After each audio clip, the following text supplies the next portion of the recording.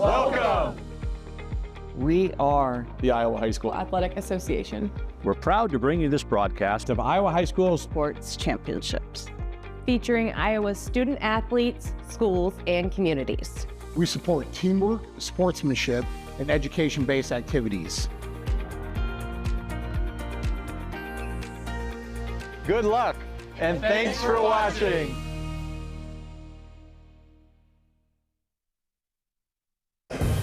Good afternoon from the Unidome in Cedar Falls, and welcome to the 2025 Iowa High School Athletic Association football semifinals presented by Iowa Farm Bureau.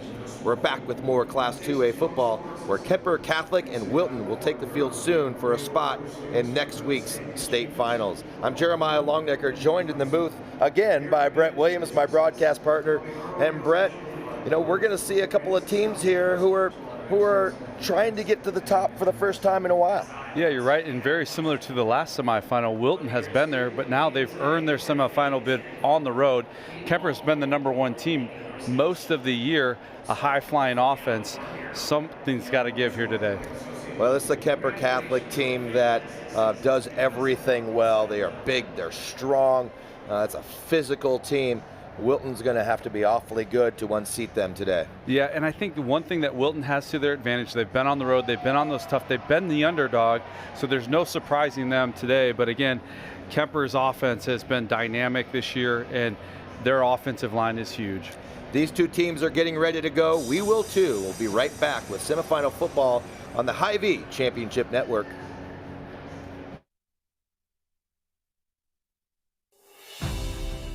Hello, I'm Brent Johnson, a fifth-generation farmer from Calhoun County and president of the Iowa Farm Bureau. And I'm Tom Keating, executive director of the Iowa High School Athletic Association. We're excited to have you join us for our state football championships. As title sponsor of the Iowa High School Athletic Association, we're proud to support this fantastic event. At the Iowa Farm Bureau, we believe that strong farms and strong schools fuel strong futures. Iowa farmers are some of the most productive individuals in our state, working endlessly to grow and raise nutritious food that helps sustain the communities we all call home. Student athletes are also incredibly productive, dedicating countless hours to train and excel in their sports. Partnering with the Iowa High School Athletic Association allows us to celebrate the achievements of both groups while providing meaningful support to help Iowa's student athletes thrive. Reaching the state football championships is no small feat, and it takes a strong support system. Thanks to the Iowa Farm Bureau, we're able to honor students for their outstanding achievements, both on the field and in the classroom. They are committed to your success, helping our organization provide awards, grants, and scholarships to honor excellence in athletics and academics. As Iowans, we have much to be proud of. Whether you're a student competing today or a fan cheering from home, we all play a role in making our state shine. So, from the Iowa Farm Bureau and the Iowa High School Athletic Association, congratulations on a fantastic season and best of luck inside the Dome.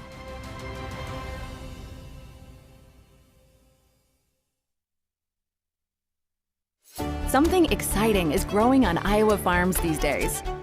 Innovation.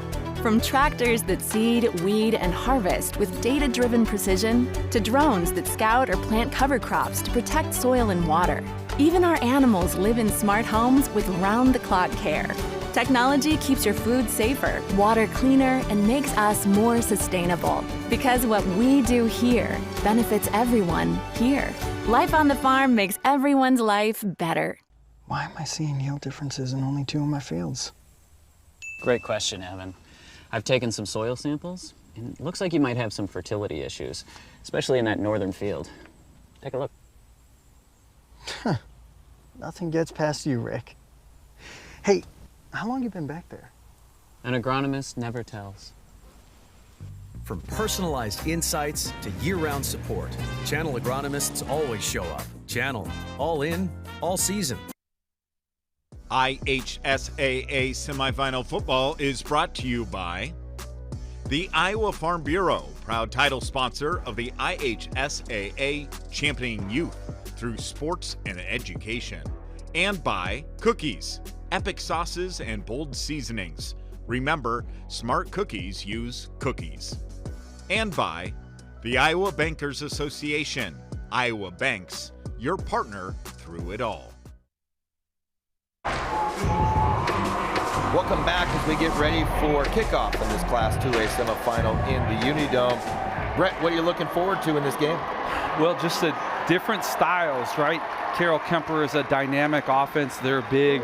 Wilton, the team that's been to the semifinals last year, maybe didn't expect to get back this year, have been playing their best football at the end of the year, going on the road in a couple of big playoff games. That should be exciting. Before we kick things off, let's take a look at the keys to the game presented by Delta Dental of Iowa, and we start with the Wilton Beavers. Well, the way to control a great offense is to control the clock and grind drives out and score points. That's what Wilton's going to have to do. And then on defense, Keemper can score from any spot on the field. You've got to limit the big plays. Make sure you tackle well and rally to the ball.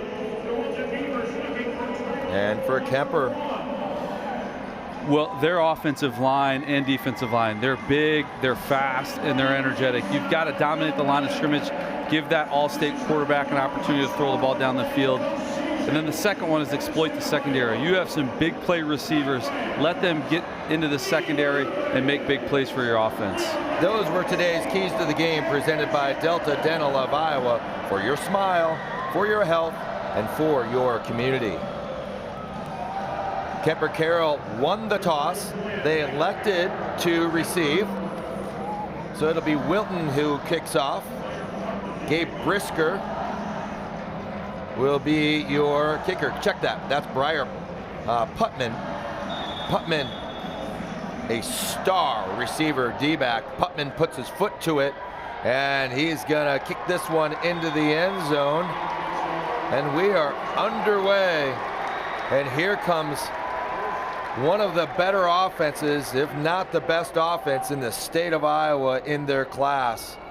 And that is the Brock Bading-led Carroll Kuemper Knights, excuse me. Well, Bading's a 3-year starter. He's thrown for over 2,000 yards in each of those seasons. No different this year, 2,200 yards and 28 touchdowns. Yeah, he completes nearly 70% of his passes.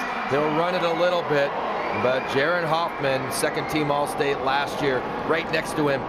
Two receivers either way. This is Hoffman trying the middle of this Wilton defense. Hoffman stopped after a short gain. It'll be 2nd and 8. Well, that's a good side for Wilton's defense. That Kuemper offensive line is enormous, right? Trying to go right up the middle. Good job by that Wilton defensive line. We're underway in the Unidome. This first coverage is brought to you by Iowa Farm Bureau, proud title sponsor of the Iowa High School Athletic Association, sponsoring youth through sports and education.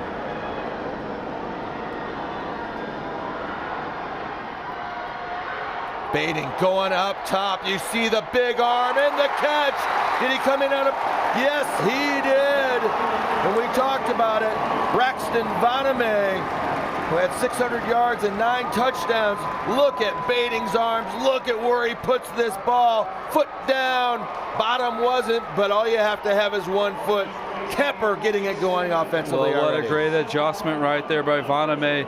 Boy, a tough catch along the sideline. You see Bading's arm strength right there.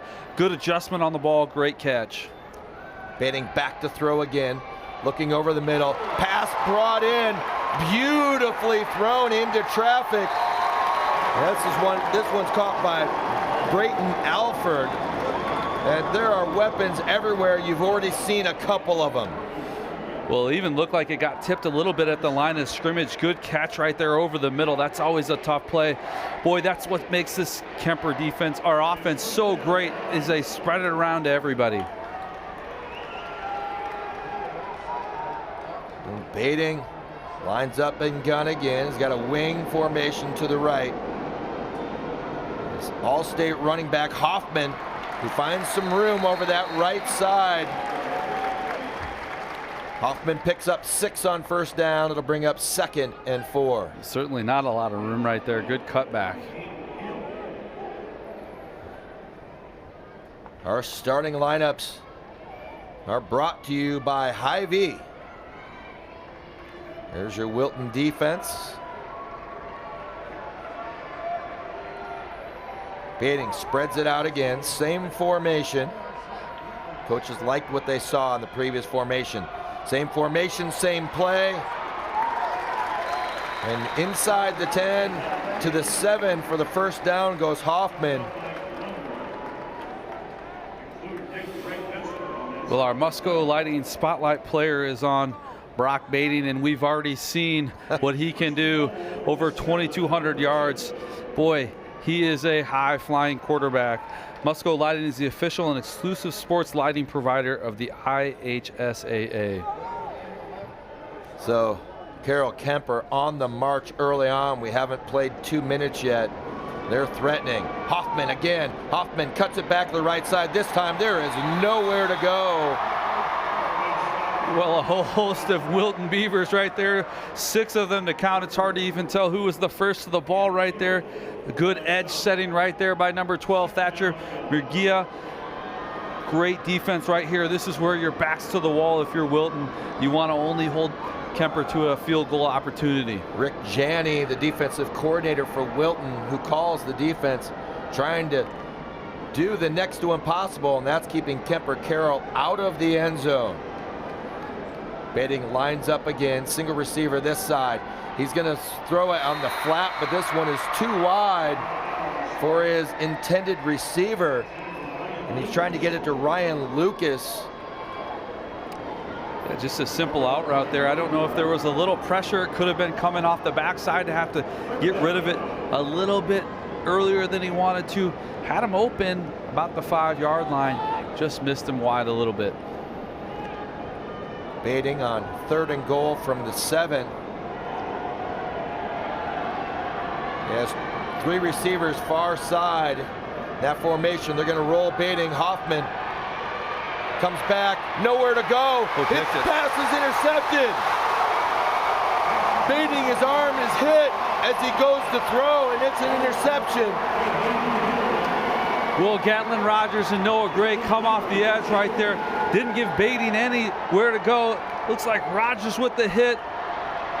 And it's Hayden Hill, the linebacker, who comes up with the interception. So Wilton able to do what they've been doing through the playoffs, and that is stop high-powered offenses from scoring. The Wilton 1st and 10 from their 12-yard line. The quick give with some room off the left side. And it's Noah Gray. Gray, their leading rusher on the season, 889 yards. Nice pickup on 1st down. 6 yards, we'll call it 2nd and 4 for Gray. Well, this Wilton offense likes to do very balanced, right? It has some really good weapons on the outside. Get it out quickly into the hands of one of their playmakers. And this is Gabe Brisker. And Brisker leads them with 34 catches on the season. He gets the Beavers there first down. Just that easy 2-man game right there. Get it out quick, go 2-on-2. Good block. Get off the left side. Comes Gray. Gray able to pick up a couple on 1st down. Well, Wilton does a good job of just getting some positive yards on 2nd down. You want to get yourself into 3rd manageables or 1st down on 2nd. I really like how Wilton is kind of changing it up a little bit, get the ball out quick, get upfield. That offensive line's doing a good job so far. Pass, looking down the field. This is for Putnam, and it's deep. Well, Putnam's their big play receiver. He's averaging 17.7 yards a carry, or a catch, sorry. Big, tall receiver, very good basketball player outside of the football season. They want to get him in different positions. Good job on the defense on the back end there. We'll talk about Putnam as this game goes on, but Wilton is largely here because of his heroics in the quarterfinals. 3rd down and 8 after Wilton makes the big stop on Keer Catholic. On the roll, throwback screen into the hands, but read beautifully by Kuemper Catholic's Austin Heinrichs. Heinrichs able to smell that out and force Wilton into a punting situation. Well, just great. Really good discipline by Heinrichs on that, right? Wilton flows to the right side, a little throwback screen. Heinrichs is right there, makes the tackle in the open field, not allowing the first down. Putnam with a booming kick over the heads. Nicely chased down by Gifford. He's got some room. Gifford down the right side. Gifford trying to beat the defense. Gifford shoved down. Huge punt return for Gifford. Easton Gifford with a punt return to set up Keer Catholic right back in Wilton territory again. Well, shows off his athleticism. Back to the play right there. Grabs it on a really good punt. Gets to the corner. A good wall set up there by Kuemper. Nice job of getting up the field. Just tripped up. Tried to cut it back against the grain to finish it. Maybe got his feet tangled up just slightly there. 56 yards on the return. Second trip inside Wilton territory already in his second series. Bating drops it off to Hoffman. Hoffman able to drag a defender out of bounds. Picks up 4 or 5, does Hoffman. Well, what's really easy right there for Bating is that offensive line keeps the pocket clean. He went through all of his progressions, finally found his check down in Hoffman, and again, you get Hoffman out in the open field. He's going to get positive yards every time. 2nd and 5 for top-seeded Keer Catholic. Short motion. Bating gives back on the counter. Hoffman following his blocks, and you can see the power with which Hoffman runs. He picks up 7. It's going to be a first down at the 15. Well, Hoffman only 5'8", but 190 pounds. You see that in that run right there. Explosive through the hole, accelerates, gets his shoulders going forward. And again, sometimes as a running back, that's easy if you're not getting touched until you get to the line of scrimmage. As he was through that line of scrimmage, setting up a first down here. We'll talk about this offensive line as well and the size that they bring to this game. First down from the 15. Bating back to throw. Little pressure. Bating's able to find his receiver wide open. That's Braxton Vaname again. Couple of catches. This one's for a touchdown. Kuemper Carroll strikes first. Well, excellent patience there by Bating on that one. Understanding there was a little pressure on the backside allows that post route to develop, and Vaname beats his receiver right there, right through the middle, or his cornerback right through the middle of the field. The Knights able to draw first blood.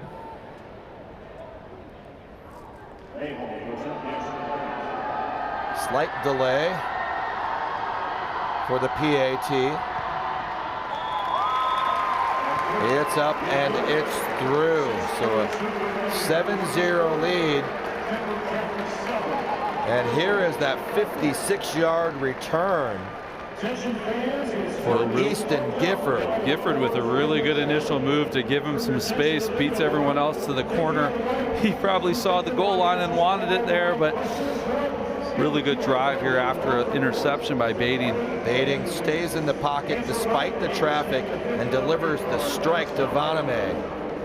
Well, and that just shows the veteran quarterback right there. Again, sometimes young quarterbacks want to elude that pocket and not allow the routes to develop. Good clean pocket in front of him, saw the open field and hit the receiver. Ryan Steinkamp in his 6th season with Keer Catholic, 41-19 prior to today's game. He does not call the offense. That's offensive coordinator Kurt Rosamley. And it is a potent offense. We'll talk about that as well. Steinkamp, however, does call the defense.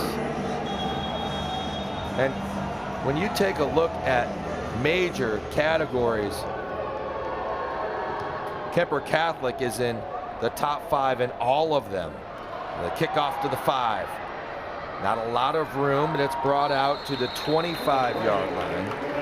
And sometimes it's hard, you get it through a season, you're undefeated. It's not that Kuemper Catholic's not been tested. They've played OACBG with some really talented athletes twice, a Cherokee Washington with some Division I talent. So they've really been tested as the year has gone on. Well, you mentioned that Cherokee Washington team, and they defeated them twice.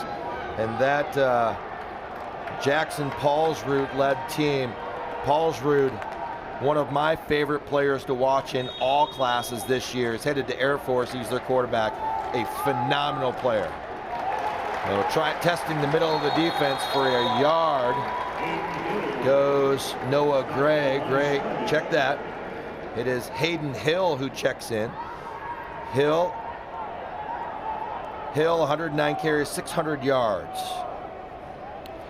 And this is if you're Wilton, you want to settle yourself down a little bit here. You understand you had to stop, then a big touchdown, punt return, touchdown. The momentum's in Kuemper's area right now. You just got to settle yourself, be who you are. 2nd and 9. Quick pass outside, and they're able to get it off to Brisker. Well, really good delivery there by Edwards. Getting it to his receiver on the sideline, out route. Get it to him where only your receiver can catch that ball. Sets up a 3rd and manageable. Edwards, yet another outstanding 2A quarterback. Feel bad for whoever has to pick the all-state teams. Some awfully good quarterbacks going to be left off. Up the middle, and it looks as though Hayden Hill has the first down. So on 3rd and 4, Hill goes right up the gut. Gets the lead block. And Gatlin Rogers gets just enough of the linebacker to move the chains for Wilton, something they needed early in this game. Well, that's an important first down just to kind of get yourself back in the flow of things. Feel good about where you're at. Yeah, it's going to, I think they got Putnam on early movement. We'll see, we'll hear here in a moment. Dead ball foul, false start, number 7. It's a 5-yard penalty, still first down. There you see, a little early. The young receivers try to jump that. They know they've got a route. They want to beat their defender right there. Just again, in American football, you can't go until the ball is snapped. North of the border, you can. 3 receivers to the top side. And this is Brisker again. This time Brisker brought down before he can gain any territory. They're going to say no gain on the play. That'll bring up 2nd and 14. Check that, a yard. Brayton Alford, the first of the ball there, really good open field tackle. And again, those are those routes that you want to get yards after catch. Well, Alford's there, Johnny on the spot. Good job of getting to him and the rest of his teammates flowing to the ball. So Wilton team that's capable of the big play. They don't hit a lot of them, but they are certainly capable with the weapons that they have. On the move. Nowhere to go. Edwards brought down, and it's the first sack by this defense of Keer Catholic. They had 42 sacks on the season. Well, Mayhaw comes up with it, but Sean Healy also got a hold of Edwards there through his blocker right there, slowing him down a little bit for Mayhaw to clean it up. Good team tackling right there by the Kuemper defense. The Knights had by far the most sacks. They had 15 and a half more sacks than anybody else in the class. Brings up 3rd and 15. Back to pass, more pressure. And let's see if he caught it. No, the ball was knocked away. Again, intended for Brisker, knocked away. Keer Catholic showing off already as to why it's the top rated defense and offense in Class 2A. Well, and sometimes you can get overshadowed if you're on defense by an offense that's so electric and so proficient at scoring that you don't kind of get the credit that you deserve sometimes, but right there it shows you what kind of defense they have. Ball punted away by Wilton. This one will not be returned. It's Putnam kicks it out of bounds. They didn't have any punt returns for touchdowns this year, but Keer Catholic had 3 kickoff returns for touchdowns. This is a very dangerous return team. I think you're just seeing already just how explosive they are and so many different weapons. You know, Hoffman, who had that big return, doesn't even really play offense a whole lot. He's primarily just a defender, or Gifford, sorry, Gifford. And so there's just a lot of weapons to spread the ball around. That makes it so difficult to defend. Hoffman in the backfield with Bading. 7-0. A little over 3 minutes to go in our first quarter. Hoffman gets it. Hoffman trying to cut back to that left side. Not a lot of room there. In fact, no gain on first down. So Wilton has done a nice job on occasion. You see that closing for Wilton, doing a great job of crashing down. And it's Corbin Burford. I think that's what's most difficult as a defense, is trying to figure out what do we want to try to take away in Keer Catholic. They've done a good job on Hoffman, but again, then you have to defend on the outside edges, maybe a little lighter than you'd like because you're trying to stop the run. We saw a comeback in that first semifinal. This is a Wilton team that has it as well. Vaname has been the man so far. Vaname with his 3rd catch of the game. Well, that's that short pass right there, just a little hitch, and then go get those yards after catch. What a great first move by Vaname to get upfield. Again, maybe you want to tell him to lower that shoulder just a little bit to not absorb such a big hit there on the back end, but Kuemper seems to be in business again on their second drive. Vaname already 77 yards on the receiving end of 5 Brock Bading completions. Jet sweep fake, it's out to Hoffman, and that was beautifully defended by the Beavers. Looked like one of those plays that they'd seen on film, didn't it, Coach? Certainly did, and what a great job of setting the edge there by Hayden Hill. And again, what you have to do with a team like Kuemper when they want to get you on the edge is you got to set it right. Make them turn that back into the middle of the field where you have more defenders. Kuemper wants to get it on the edge, on the outside, where they can take advantage of their speed, turn them back inside, then flow to the football. This Wilton team has not allowed very many points in the playoffs, just 24, average of 8 per game through the first 3 rounds. Looked like Hayden Hill got a piece of that ball right there. Good job of getting in the throwing lane, maybe just off the fingertips.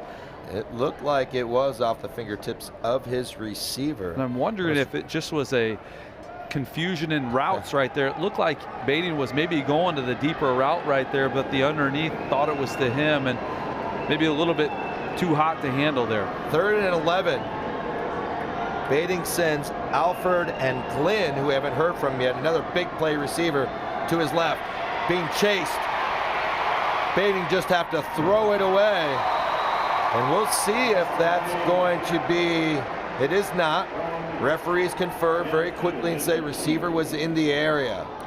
Remember, there is no box. There is nothing there. If you throw the football to escape a loss in high school football, it's a penalty. Yeah. Referees agree that it was not there. 4th and 11. Well, Noah Gray off the edge on a blitz right there. Excellent job of pressuring Bading and get rid of that ball before he wanted to. We'll see if they're going or whether they're just trying to draw Wilton off sides, and it is the quick kick. Bading quick kicks it. And nice job by Brisker of fielding it and getting upfield for a return of 9-10 yards. So Wilton able to hang in there, withstand some of the early mistakes in offense that the Knights have had. And the score gets them right back in it. Well, certainly something that Coach Heltzer had seen on tape of that quick kick right there. Good job of having someone back there, because that's the one where they kick it and they let it roll and it goes dead inside the 5. Brisker gets it and gets some field position for him. 1st and 10. Give off the left edge. Not a lot of room. He's still churning the feet. And again, that's Hayden Hill. So the duties at running back being split between Noah Gray and Hayden Hill. I really like Hill right there. Kind of dipped that right shoulder just underneath the defenders, giving him just a little bit of room right there to get a positive gain. Between the two. What looked like not much turned into something. But yeah, 1,400 yards between Noah Gray and Hayden Hill. Nice change of pace that they can have. 2nd and 6. Quick pass out. On the money for a first down. This is Jackson Dreyfel. Dreyfel had 31 catches up to this point, and Wilton moves the sticks. What I really like from Gunnar Edwards is just sets his feet, gets it out in a hurry, understand where he's trying to go with the ball, and that does it. Kind of doesn't allow Kuemper to maybe get after you as much as they want to, and really like what he's done so far. 3 receivers far side, single near side, little bit of room. That hole closed in a hurry as the defender crashed in. The linebacker shut that down in a heartbeat. Well, and Kuemper went with a little bit of a run blitz right there. Jack Beatty came flying in there. Good job of sidestepping him to get some positive yards, but then what looked like an open hole got shut down in a hurry. Well, the first quarter comes to an end. Keer Catholic 7 and Wilton 0 after 1 quarter at the Unidome. You're watching the Iowa High School Athletic Association football semifinals presented by Iowa Farm Bureau. More Class 2A action on the Hy-Vee Championship Network after this break.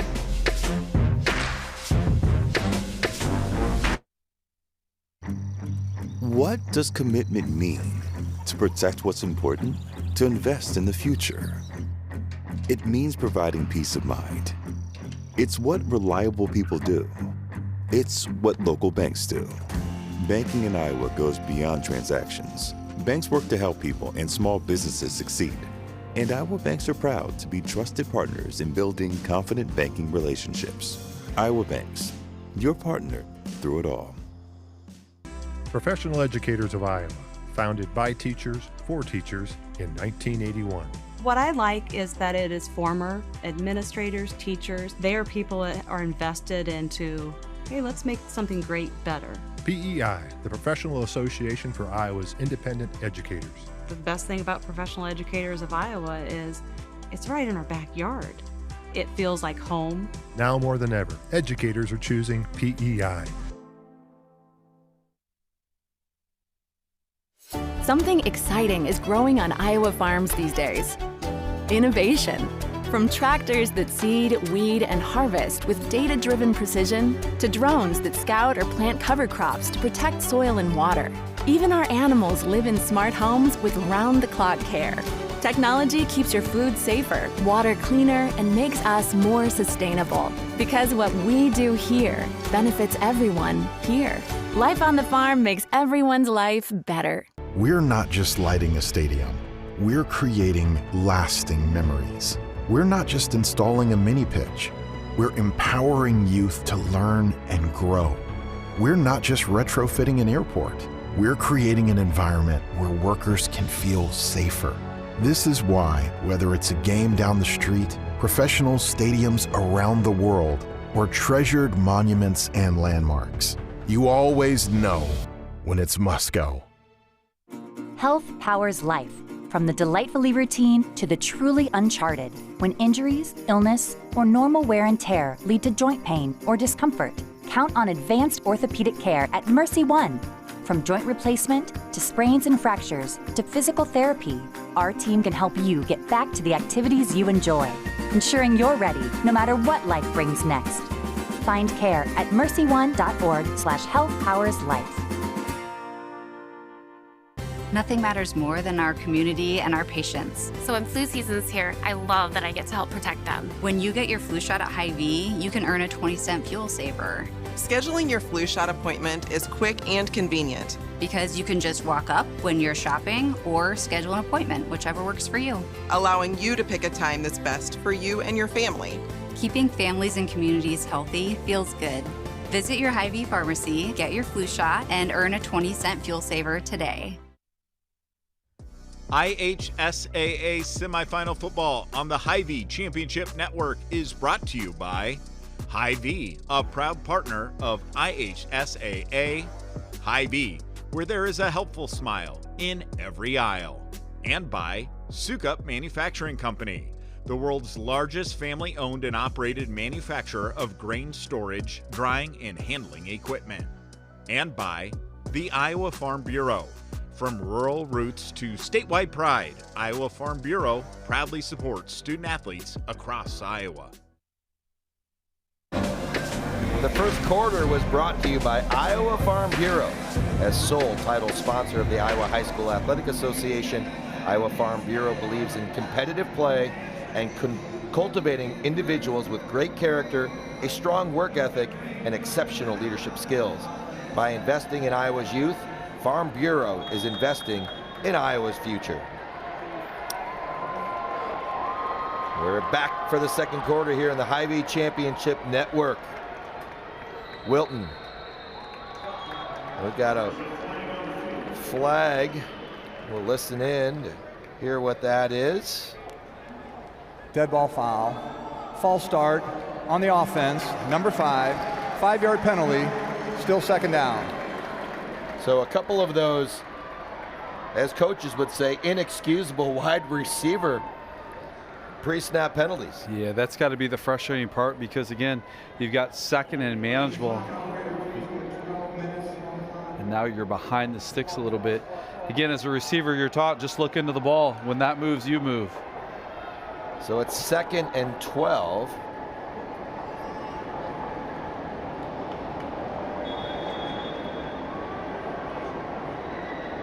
Edwards with a nice first quarter. He gives off left side, little bit of room to run, bringing up a manageable third down, 3rd and 6, and it's Hill again. Looks like Hayden Hill's become that kind of featured back a little bit. Again, I see Noah Gray coming back in, but Hill's done a really nice job of getting up and getting through the hole. Again, Kuemper goes with a little bit of a 3 front. They'll change it up. You'll see where guys are coming from different directions. Sometimes difficult to block, and it looks like Wilton's offensive line has done a good job of managing that. Empty set. Edwards looking down, and it's picked. Pass was a little high for its intended target, and it's the interception. No surprise. This Keer Catholic defense led Class 2A in interceptions with 21, make that 22. And Dylan Schoen comes up with the pick. Not a surprise that they got the INT, but Dylan was kind of surprised that it was in his hands. But his 6th interception right there, Johnny in the spot. That's why you have to have great awareness right there. Again, giving Kuemper a short field. Let's see if they can cash in on this turnover.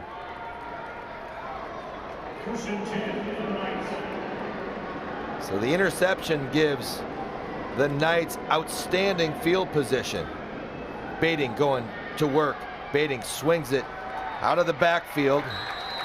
You see such a dangerous receiver out of the backfield as well. And that's the all-stater, Jaron Hoffman. Well, the subtle thing right there with Bating, his eyes were deep down the field the whole entire time. He knew right away he was checking down to Hoffman in the backfield, just giving him that open look. Now the safeties dropped back, took that away. Hoffman up the field for a good first down gain. Bating, a classic pocket passer. He can move around as well. Big, tall frame, throws it beautifully. Bating swings it out. Hoffman makes a move. Hoffman picks up a couple. They'll say 2. It's going to be 3rd and 2. Well, what a safety blanket you have in Hoffman out of the backfield, and that's what you love about running backs that can catch the ball. You can have your eyes all the way downfield and always know where he's going to be at. Get it to him if you need to. open field, a short third down here. Hill thought he had Hoffman in his sights. He did not. Bading gives off to Hoffman. Check that, did not. Nice fake, but an even better play by Thatcher Murguia. What a fantastic play. He nearly comes up with the pick himself. He had the ball in both hands and he's pounding the turf, thinking he should have had that. Well, great eyes right there. Probably that RPO style right there by Bading. Pulls it out late. Maybe needed the receiver to clear that linebacker just a little bit more, but good job of Murguia being on the right spot right there, setting up a short fourth down. See if Wilton can get off the field here. It's 4th and 2 on the board. It's much closer to 1.5. On the roll is Bading, looking for his receiver, and it's going to be a first down. Beautifully thrown, caught under control as Brayton Alford. Alford picks up the first down. That slot receiver comes out. Pretty good coverage by Wilton's defense. Well, that shows Oliver Grings. Bading's arm strength right there. He got rid of that, and really good coverage right there. The edge was set too, had to get rid of it in a hurry. Boy, what a good catch by Alford there on the outside for the first down. Vanami and Lucas top side. Bading looking back, thought about Hoffman. Instead, he goes back to the center of the field. And this is in the hands of Griffin Glenn, the first time we've heard from Glenn. Well, he's the leading yardage-wise receiver right there with 804 yards. Kind of the underneath route, has a big yards per catch. Again, had his choice. Alford was breaking in deep. Glenn was in the middle right there. Good pitch and catch for a first down. How nice is it that we're in the second quarter for the Knights, and that's the first time we've mentioned Glenn's name on the field, and he's a first-team returning All-Stater. Bading gives to Hoffman. Hoffman with some room, but boy, that closed down in a hurry, a couple of yards at most. This Wilton defense, the interior, has done a nice job against Hoffman.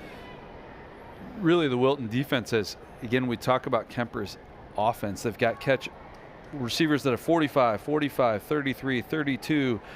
And again, they're making Kuemper grind out drives, and that's exactly what you need to do as a defense, and then take advantage when you have chances to force turnovers. Bading back to pass again. He's been successful through the air. This one is a little bit wide of his target. That one hits the floor. That'll bring up a 3rd and 8 for the Knights. I just wonder if Bading here thought the pressure was coming. That left his hand funny, didn't it? Yeah, just seemed to slip out of it right there. Good read, maybe close to a catch right there, but that's such a far throw over there to that far sideline. Good effort there by the receiver. 2 receivers far side, that's Alford and Glenn. Vanami to the near side. He's got a blitz off the back end. He's able to get his receiver. Hoffman was out there. Yeah, good job. Again, what Wilton's doing on these third downs, bringing some outside pressure, not allowing Bading to set his feet, and you don't want to. Very good pass when his feet are set there. Maybe forced a little bit of a shorter throw right there, not allowing Hoffman to run after the catch. 4-yard pickup brings up 4th and 4. A little slow getting the play in. Play clock winding down, or break the huddle with 11 seconds. 4 receivers on the field, and we've got a timeout. Wilton's going to take it. Most likely wanted to see the set their defense. Well, of course. Go ahead. Hy-Vee is a proud partner of the Iowa High School Athletic Association, bringing you all 14 games this week on the Hy-Vee Championship Network. Hy-Vee, where there's a helpful smile in every aisle. Just the point of that last one right there, Kuemper was going to take a timeout. Wilton took it before him, so maybe Kemper's advantage of not holding on to that one. Well, let's take a look at what happened in the first semifinal. It was an outstanding defensive battle between Van Meter and Osage. Osage led 6-0 at half. Van Meter able to score the only touchdowns in the second half, and they defeated the Green Devils, gave them their first loss, and Van Meter advances back to the finals, which they are no stranger to. That was a tough game right there. About as hard-hitting game as I've seen over the last couple of weekends. Excellent defensive plays, and Van Meter just made a few more than Osage They did. Well, Van Meter champions in 21, 22, and 23. They're going to try to add 25 to it. They await the winner of this contest. 7-0 game. Bigger play for Wilton right now than it is for Keer Catholic. Well, you know, Baiting in the gun. Hoffman to his left. Barks it out. Baiting looking for somebody. He throws the fade route, and it is caught. Touchdown, Knights. Braden Alford, his 6th touchdown catch of the season. Well, that play was designed the whole way for Alford. Just a fade route right there. What great touch. What great concentration by Alford right there with the defender right in his face, securing it at the back of the end zone. That ball was thrown perfectly. Andre Robles had great coverage, just not able to defend the pass. Waiting the point after. It is good. Well, Alford is 6'1" frame. Sometimes you just want to throw it up to athletes like that, let them go make a play. To your point, Baiting puts it on that end line, in rhythm. Really good throw. And we see Hoffman on the catch. That's the conversion to keep the drive alive. Baiting, you can see that head moving. He's able to get the ball in the middle of the field. And then another catch to Hoffman. And then the touchdown. See Baiting heading there the entire way. What concentration by Alford. Well, certainly threw a little bit of early contact right there into his shoulder pads. Had to adjust on a ball right there. Baiting was going in that direction the entire time. Nice, easy throw right there to the back end line. Only where your receiver can get it. Again, for Wilton, they've done an excellent job of forcing Kuemper to grind out drives. So difficult to defend. They've spread the ball out so much. 4 different receivers have caught passes today for Kuemper, and that's what makes them so difficult to defend. Kuemper dominating this game thus far. We'll let the ball go into the end zone, and Wilton needs to get something going offensively. They have had a couple of losses on the season. They had a really good come from behind win in order to get to the semifinals, but they haven't played anybody quite like Kuemper Catholic Knights, excuse me. Well, Wilton, like you said, has gone on the road quite a bit. They beat a good West Branch team, and then the number 2 seed in PCM on the road right there. And so again, difficult path, but not quite like an offense we've seen so far. Edwards gives off to Gray, who returns to the backfield. Gray picks up. Looks like they're going to give him 2, 2nd and 8. Well, and one of our keys to the game was time of possession. Well, right now, Kuemper, not by a lot, is leading in that time of possession. But again, what you want to do is keep Kuemper off the field. So if you're Wilton, you want to flip that to where you have a significant advantage. 161 total yards for the Knights. Just 52 for Wilton so far. Quick pass outside.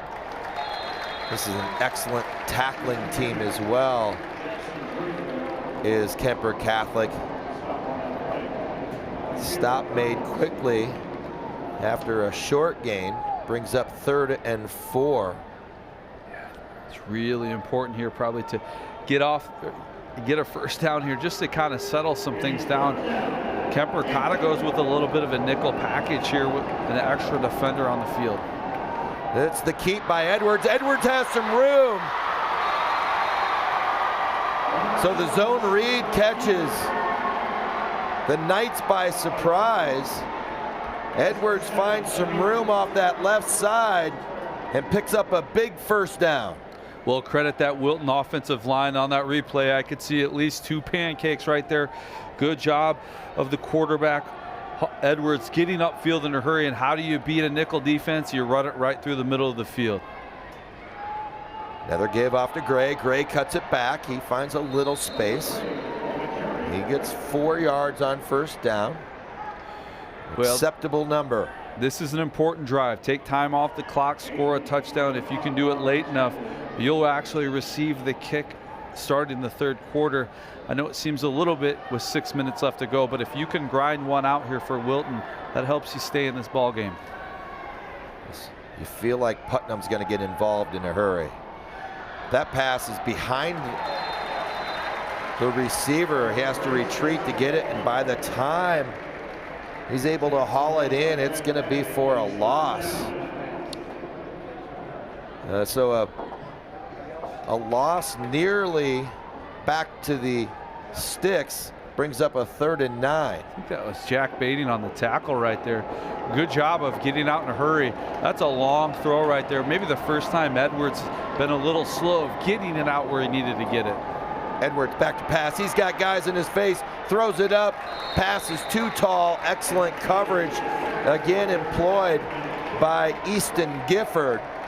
So what looked like a promising series comes to an abrupt end with a TFL and a pressure from this defense that does that on a regular basis. Well, Big Lucas Deal, all 265 pounds of him was in Edwards' face right there. Really couldn't step into that throw. Was really trying to get it to Putnam. Couldn't do it because of the pressure. No, good punt taken inside the 10-yard line. And again, excellent return. It's Talon Alfred. The backup running back does a good job of getting upfield in there. One thing I'm noticing about Kuemper that's really been interesting is they have the ability to use a lot of players. And so that helps you too as you get into a game in the Dome where you look at their sideline, a bigger roster than Wilton, and then you have just different pieces that you can maybe rest guys and give them a little bit of break. And in the Dome, we know that that's important. The returner, Talon Alfred, substituted a couple of games ago for an injured running back. Vanami on the catch again, his 4th of the game. And looking at their depth chart, he's also the backup quarterback. So he can do a lot. And again, that's why you like versatile players on your roster. You can move them around and have different pieces. And, you know, it just is such an advantage. In that start for Alfred, he went over 100 yards. So very capable. 2nd and 6, under 5 minutes to go. Baiting back, Baiting swings it out just a little far for Hoffman. He had some room down this sideline if he was able to haul that one in. Baiting just a little wide, avoiding the pressure. He had a guy right in his face. He did, and I think Hoffman was his intended receiver the whole time. I just don't think he knew the pressure was there. All of a sudden you turn around and you're going to dump it to him, and the pressure's in your face where you're used to it just being an easy pass right there. Good job by the Wilton defense there, forcing another 3rd down. And this has been the toughest down for Wilton's to get off the field on 3rd down.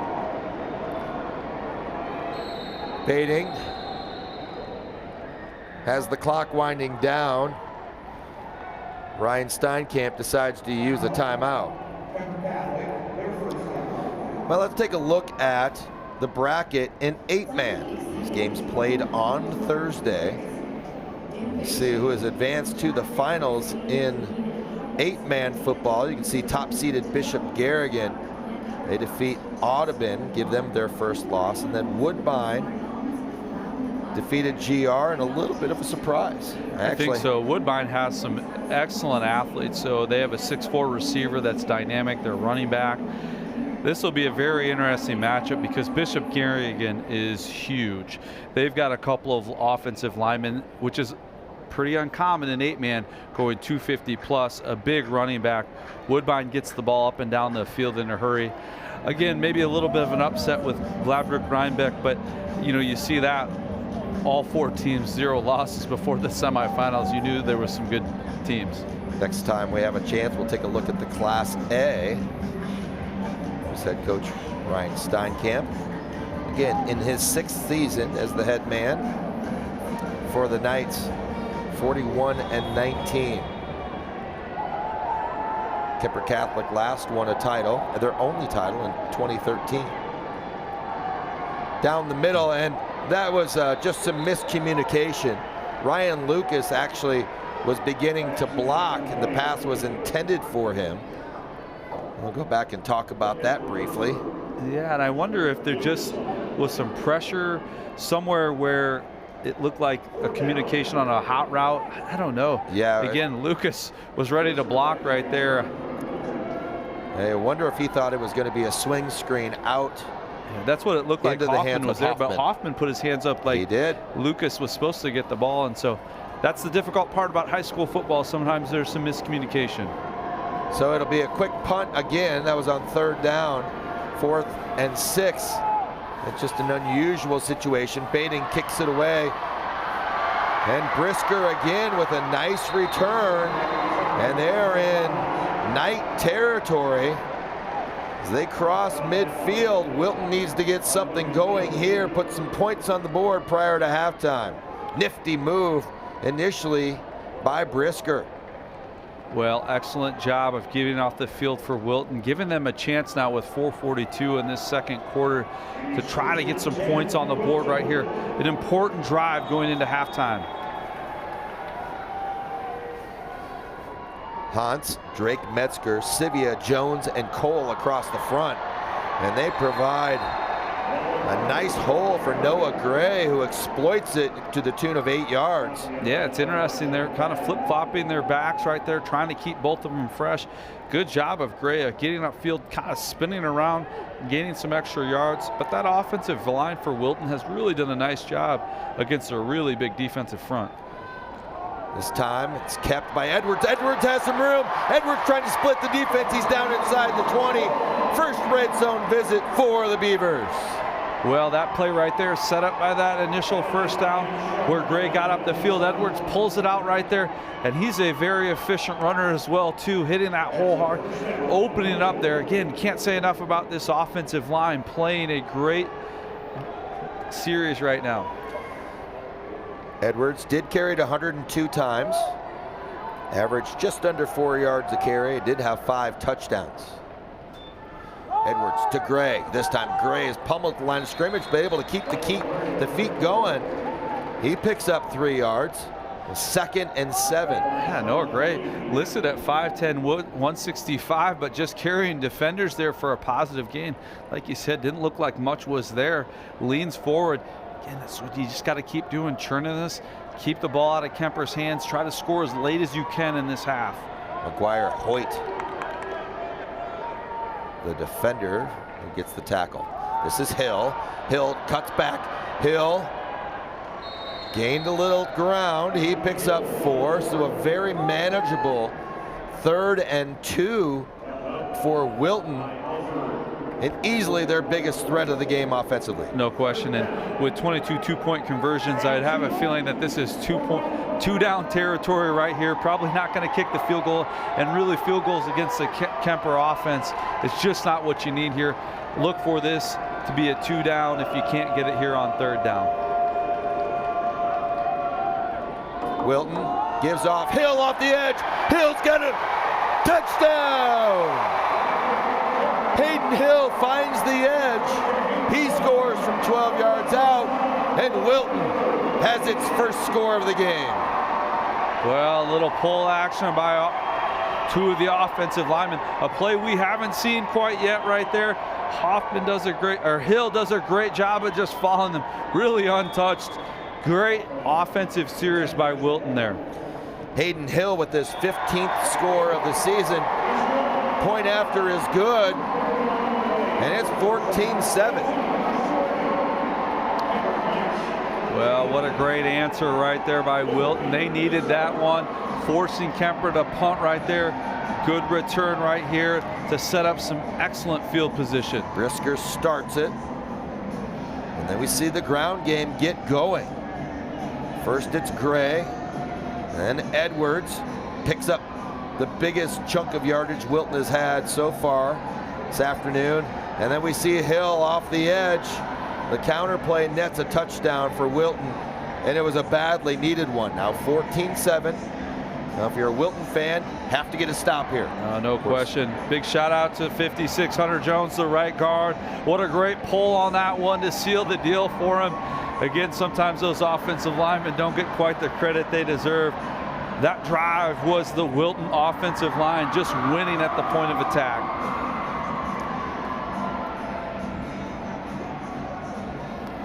The Knights send Easton Gifford and Griffin Glenn, a couple of dangerous return guys. They send it deep. Putnam to kick off.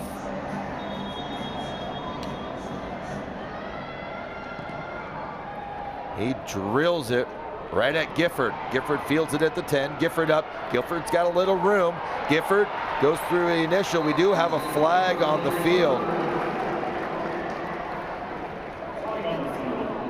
Brett, we have seen outstanding officiating. Oh, they have. have. Fourth game, 2 in 1A, and now 2 in 2A. And you love the job they've done so far. And I think something that you don't really realize. During the return, holding on the return team, number 15. That's a 10-yard penalty from the spot of the foul. First down. Your typical high school regular season crew is a 5-man crew. You get into the playoffs, that's 7. So that means you're probably not working with the exact crew that you normally are, or maybe some of you are in a different position. Knowing that, these guys have done an excellent job. Knights on the move. Oh, beautifully thrown football, and an even better catch by Glenn. That one's on the fingertips. The Knights start this drive with a 12-yard pitch and catch, and it's a first down. Well, just a deep kind of in-breaking route that he kind of goes with the flow right there. Love how he high points it with his hands, bringing that in, knowing that there's contact around his waist, securing the catch for a first down. It's too many weapons for this team. Got guys everywhere. Baiting, essentially throwing this ball away. Great coverage on the back end by Wilton. Baiting saw everything develop. Third-year starter. He's not going to see anything that he hasn't seen so far. No, and you like his patience and knowing that he's going to get hit right there. Good pressure by Wilton. I do really like how those defensive ends are staying wide and making Baiting have to move his feet a little more than maybe he likes to. Maybe it doesn't allow him to really step into throws and really let those routes, deep routes, develop. Baiting, empty set. Baiting, look on the out route, and this one's just a little tall for Brayton Alford. So Keer Catholic maybe needs to be a little careful here. 2 minutes and 2 seconds on the clock. Incomplete pass here is going to give Wilton plenty of clock. They have 2 timeouts remaining. Yeah, you're surprised that one of these downs they didn't get it to Hoffman to at least get the clock running, force Wilton, maybe call a timeout. The hardest part is that maybe a change of philosophy. They love throwing the ball. Right there, Baiting probably wants that one back. Had an open receiver, just missed him. Wilton going to bring some pressure. Baiting being pressured. Baiting sees the receiver all by himself down the field. They find him. 10, 5, touchdown, Griffin Glenn. Glenn got behind everyone. Somebody forgot to play center field. Oh, what a tough breakdown in defense for Wilton. The front edge of that, a lot of pressure right there, forcing it into him, making him throw on the run. Boy, what a great job by Glenn of just stopping his feet, knowing that I'm wide open. If I just catch this, I'm going to score. Sometimes guys like to run without it. Patience, catch it, get up the field. 3rd and 10 play after Wilton scores. Looks like Baiting's in some trouble. He's able to spot the open receiver. That's how quickly this game can turn, and it did. Point after, good for the Knights. And they rebuild their 14-point lead. 21-7, Keer Catholic. Look at this awareness by Bading, able to stop. Look at the arm strength. Boy, it just looked like maybe Brisker stopped on that one. Glenn kind of came from the near side, ran a post route, kind of across the face of the safety. Maybe he thought he passed it along to the other safety on the backside right there. Not communication, and that's why it's so important if your safeties are out there on a cover to communicate with those guys or what's going on in front of them. Unfortunate for Wilton right there. Again, now you have plenty of time here. You've got to relax right here. Understand that you just had a great drive. Can you respond to a little bit of momentum changing sides? 4 plays, 77 yards for the touchdown in the response for Keer Catholic. Well, we were giving Kuemper a little bit of a hard time, maybe not taking enough time off the clock. Well, they showed us on their big play ability right there. Charles Mayhall does the kicking duties, kick the PAT. Now he'll give it back to Wilton. Mayhall's kick high. It'll be fielded by Noah Gray. Gray, not a lot of territory. 24-yard line is where Wilton will start their drive. We'll say the same thing. Wilton would love to cover some ground, maybe get some late points, but at the same time, if you start airing it out in incompletions, the Knights have 2 timeouts, so it's one of those situations you have to be careful. You're certainly in your 2-minute offense right here, but I do think you don't have to go away from what worked on that last one. Just be efficient. Make sure in the huddle you get to the line of scrimmage. Edwards in an empty set, and he gets Brisker. Oh, no, ball did hit the ground. Okay. Yeah, it looked a little shallow initially on it. Well, Glenn called it, and then he sure was. Glenn called it, and then the official called it. 2nd and 10, and this is the situation I alluded to moments ago. Wilton has to be careful. Well, we talk about, hey, you can still run the ball, and then they come out in an empty set right there, but I still think that's what you do. At least get one play where the clock starts running. Edwards by himself. This time they'll run quarterback draw. Edwards finding space. Edwards been effective on the ground. Edwards leans forward, falls backwards, enough for the first down. A pickup of 11, and that's the first down they needed. Now Wilton can potentially be slightly more aggressive. Look for number 7. Putnam has been not heard from so far. Glenn throws the quick hitch route, pickup of 5 before Brisker. Check that, it is not Brisker, it's Jackson Dreyful. He's thrown that route to Brisker so many times. So Wilton's going to go on that 2-minute style hurry up. Good job of getting up to the line of scrimmage. The clock keeps ticking, but you still have plenty of time here. See if they take a shot to Putnam. They do, down the field, and nearly intercepted. Could see that one coming. They've thrown that hitch underneath several times. Putnam has been held in check. It's Briar Putnam, 33 catches, 584 yards, 10 touchdowns. In the win that they had over PCM, Putnam caught the last 2 touchdowns to put them ahead, and he had the game-winning interception. Yeah, just a really big play, kid. And again, one of those when you get close to the goal line, throw it up. Just make sure you let him go get the ball right there. Didn't fool the defense right there. Good job. Edwards finds his receiver at the sticks. That's Dreyful. Should be enough for the first down. And the clock stops, I think, right? Clock stops, sticks move, and so far so good for Wilton. Well, good job of Dreyful of knowing where the sticks was and where out of bounds was. You don't need to get extra yards there. You just need the clock to stop. You've got your first down, your fresh set of downs right here. Wilton, a semifinalist a year ago, looking to advance one more round.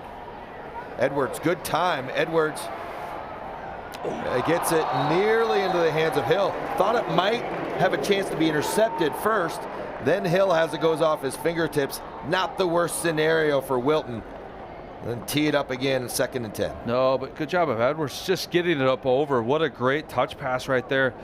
Boy, Hill will want that one back. He tried to run upfield before he caught it. There was some room right there. Those are those tough ones as an offense. But man, we left some yards out there. good job of Edwards of extending the play. Still the empty set, 3 receivers near side, 2 far side. And Putnam, the big play. Beautifully thrown football down the middle on the post route, and it is caught. This time it's Gatlin Rogers. He sees his first target. Well, big-bodied receiver going down the seam, and here that Wilton is on their hurry up. Nowhere to go and just thrown out of bounds. Well, good job by Edwards there of understanding he can get out of the pocket. He knew where his receivers were. Again, we've seen that intentional grounding a little bit throughout the playoffs where they lose track of where guys are. Find a white hat, throw it above his head, and live to see another down. 2nd and 10. Time is a factor, 32 seconds. Wilton does have 2 timeouts, so they can still run the football, use the middle of the field. Doesn't look like what they're going to do unless it's a quarterback draw. Maybe you could sneak that in there with Kuemper because they're really on the outside. It's a light box, isn't it? They try to run the middle screen.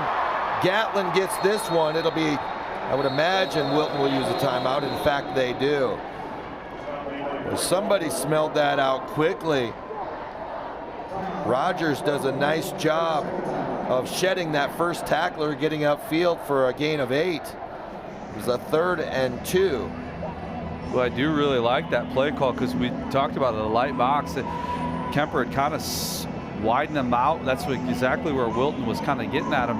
Again, I didn't catch who that was that initially got the contact, but it really slowed Rogers down a little bit. It was Charlie Mayhall. Yeah. He was one of our unsung heroes. We asked all the coaches, tell us who the guys are that don't get the publicity, don't have the stats, but you wouldn't be where you were without them. And for Ryan Steinkamp, he said Charlie Mayhall, he's a linebacker, has some nice numbers, but maybe not like the others. And then the offensive line. Well, again, if Rogers catches that in stride and Mayhall doesn't touch him, he's up through the middle because the line was there. So what a really, really good play. Could maybe save some points here for Kuemper heading into half. So Wilton does get the ball coming out of half, so this is a really important sequence for both teams. Any kind of points would be a win. Again, same set. They throw it to Putnam. It is a first down. Clock will wind once the ball is set, which is right now. The sticks have to be set as well. Empty set. They throw it up for grabs, and it's picked off. Ill-advised throw by Edwards. Vanami comes up with the interception. It was not Vanami. 4 and 9 look an awful lot alike. It's Theodore Perkins. Good job of running the route. Is that a 9? It is. It is. Yes. I was watching the Wilton coaches. It looked like they were signaling to down it. Maybe Edwards saw something else, but oof. Yeah, Edwards had such a nice drive up to that point. He distributed the football. An ill-advised decision potentially cost them points. It's now halftime in Class 2A. Keer Catholic leads Wilton 21-7 heading into the locker room. You're watching the Iowa High School Athletic Association football semifinals presented by Iowa Farm Bureau. We'll be right back on the Hy-Vee Championship Network.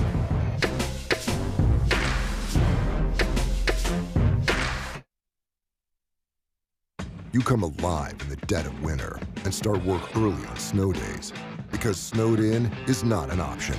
The Kubota Snow lineup of compact tractors, RTVs, and versatile attachments are built to move, plow, blow, and thrive in the winter. So when the snow falls, you could rise to meet it. Right now, bring home select Kubota equipment with 0% financing available or save up to $6,800. Visit GoKubota.com today to find your local Kubota dealer. High school activities have given me the opportunity to get involved and make new friends. Compete in sports that I love and meet new people. do something I love while building the programs in my communities. Not just be a role model off the court, but also be a role model on the court. Make connections and meet new people. They've given me a reason to work hard and better myself for the future. Set good examples to the younger athletes. Have a positive impact on my community. Help us support Iowa high school activities.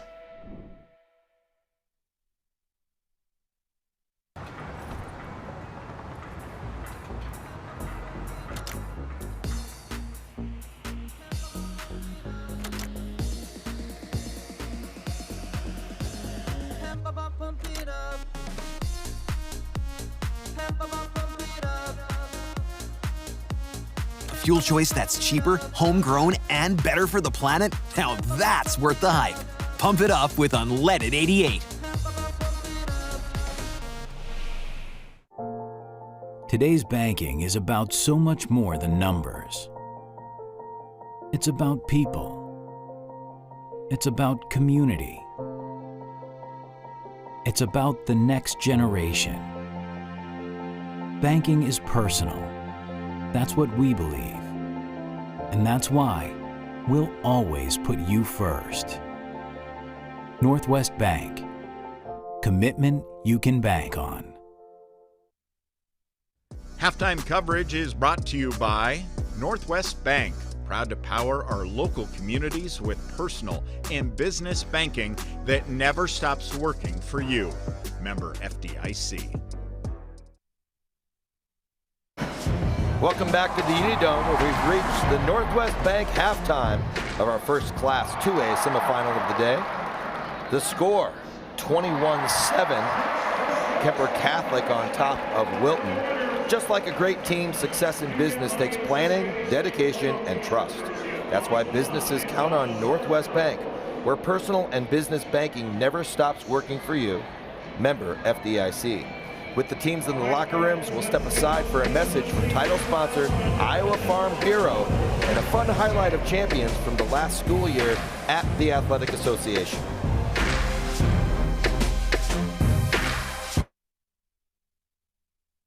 Thanks for joining us for the 2025 IHSAA State Football Championships. I'm Chris Cuellar, Communications Director at the Iowa High School Athletic Association. We hope you're enjoying the competition our member schools are putting on today. At the Iowa High School Athletic Association, we're deeply grateful for the incredible support that makes this event possible, and no partner plays a more pivotal role than our title sponsor, the Iowa Farm Bureau. With me here today is Brent Johnson, President of the Iowa Farm Bureau. Good to be with you, Chris. First off, I'd like to thank the Iowa Farm Bureau for being the sole title sponsor of our state football championships and a longtime supporter of the Iowa High School Athletic Association. What do you think makes education-based activities so special in Iowa? And why is it important for organizations like Iowa Farm Bureau to be involved with events like this? Well, Chris, at the Iowa Farm Bureau, we believe that strong farms and strong schools go hand in hand. Just as the student athletes competing here today are among the nation's best, Iowa's farmers are among the nation's most productive, leading the way in corn, hog, and ethanol production, but also in pioneering conservation efforts. Iowa ranks #1 in water quality, wetlands, bioreactors, grassed waterways, filter and buffer strips, pollinator habitats, and conservation tillage. As proud title sponsors, we're excited to celebrate the strength and spirit of Iowa's farmers and student athletes. Their resilience defines what it means to be farm strong and makes these games and our state truly special. With these games being a high point of the high school experience for so many student athletes, can you describe how Iowa Farm Bureau makes sure its sponsorship goes beyond the event itself? The championship games are an important moment, but we want our impact to last much longer. That's why we're proud to support them throughout the year through our work with the Iowa High School Athletic Association and the Girls Union to sponsor concussion insurance at no cost for all boys and girls participating in the practice and play of all sports sanctioned by the organizations. It's an extremely important program and just one way that we feel we can help look out for the long-term well-being of student athletes. In addition to concussion coverage, the Iowa Farm Bureau is one of the state's largest scholarship providers, contributing over $250,000 in scholarships each year to Iowa's students. Right now, we're accepting applications for our scholarships, so we encourage students to visit our website for more information. And knowing teachers play a critical role in shaping our students' futures, we also provide grant programs to help educators offset costs for much-needed education resources, helping to enhance classroom experiences in schools across Iowa. Adding to that incredible list of support, the Iowa Farm Bureau also sponsors the IHSAA's Governor Scholar Recognition Ceremony. I always see members of the Farm Bureau team at the event alongside our athletic association staff. Could you share why you think it's so important for your organization to be involved? At the Iowa Farm Bureau, we believe that today's students are the future leaders of our state. By supporting the Iowa Governor's Scholar Program, we have the privilege of being present to honor more than 400 of Iowa's brightest academic achievers. These students are not only excelling in their classrooms, but they are also the future leaders who will help shape Iowa's progress. This initiative is deeply important to our organization, our members, and all Iowans, as it highlights the value of education and leadership in moving Iowa forward. Well, thank you for joining us today, Brent, and for your continued support of the Iowa High School Athletic Association. Your partnership has been essential in helping us grow student services through recognition programs, grants, and scholarships. We truly appreciate your commitment to education-based activities and the students we serve across Iowa. I don't get it. Why is there uneven crop emergence out here? Great question, Jill. From what I've seen, soil compaction from your sprayers and grain carts is the likely culprit. This can hinder root penetration and emergence along field edges. What would I do without you, Tom? Hey, that's what I'm here for. Let's catch up later. I'm needed over in Monroe County. From personalized insights to year-round support, Channel Seed pros always show up. Channel, all in, all season. Nice guy. Excelling in athletics takes teamwork, dedication, and a commitment to excellence. These are the same qualities that help our pig farmers and our communities thrive. The Iowa Pork Producers Association is proud to support statewide high school athletics and the student athletes who make us all proud. Visit iowapork.org/WeCare to meet the people behind the pork and hear about our winning approach to caring for our pigs, the environment, and our communities. You love our lineup of legendary Pizza Ranch pizzas. And now, get ready to love the Big Popper. Loaded with cream cheese, Italian sausage, jalapenos, sweet peppadew peppers, and a honey hot sauce drizzle. A little sweet, a little heat, and a whole lot of flavor. Try the Big Popper Pizza, along with our new Chicky Chicky Boom Boom Salad. Only for a limited time, only at Pizza Ranch. Whether you volunteer or hang with friends, play pickleball, read or follow trends. No matter what your retirement style, you deserve healthy eyes and a healthy smile. Some Medicare plans don't cover vision or dental. With Delta Dental, you can save on what's essential. Get coverage and take care of your health. It's peace of mind, so treat yourself. It's more affordable than you might think. Give us a call or visit this link. Hello and welcome to the Iowa High School Athletic Association's Football Halftime. I'm Communications Director Chris Cuellar, and joining me today is ISL Education Lending President and CEO Steve McCullough. Steve, thanks for joining us. Well, thank you for having me. Can you explain what the synergies are between what the Athletic Association is doing and what the work of ISL Education Lending for Iowa students? Well, our purpose is to help students and families succeed in education and career after high school. As a nonprofit, we offer low-cost private student loans. We also offer scholarships and college planning tools to help families make wise choices. I assume there's some people watching who just heard the word scholarships. Can you tell me a little more about that? So, right now, you can register to win one of 45 $1,000 scholarships. They're for high school students, college students, and their parents. And you can register at iowastudentloan.org, or you can scan the QR code on the video board. You need to register by December 5th. What are some other resources that people should take away here about ISL Education Lending? Well, we just launched a new scholarship search service called Step 1 Scholarship Search. It's free for use, and it's customized and personalized so you can find scholarships that are a match for you. For more information about Step 1 Scholarship Search Service or any of our other programs, go to iowastudentloan.org. We got a lot of overlap there with our high school students either on the field or hopefully watching at home. Hopefully they can take advantage of those resources. Steve, thank you so much for joining us. Thank you.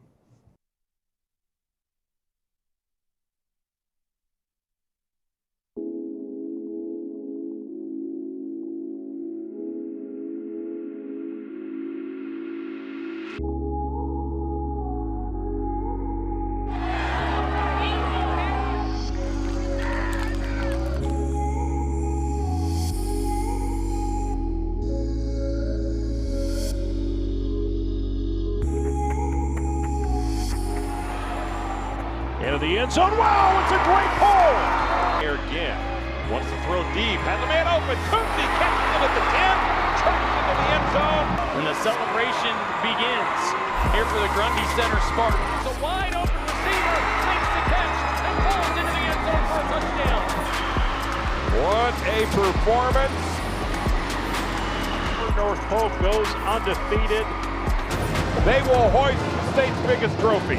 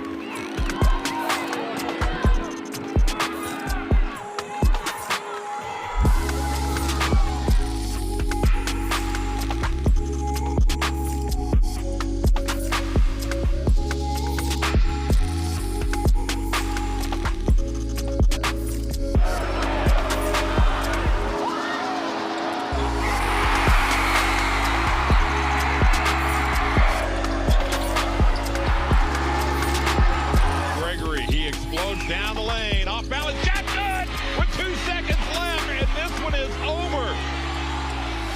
Jaden McGregory.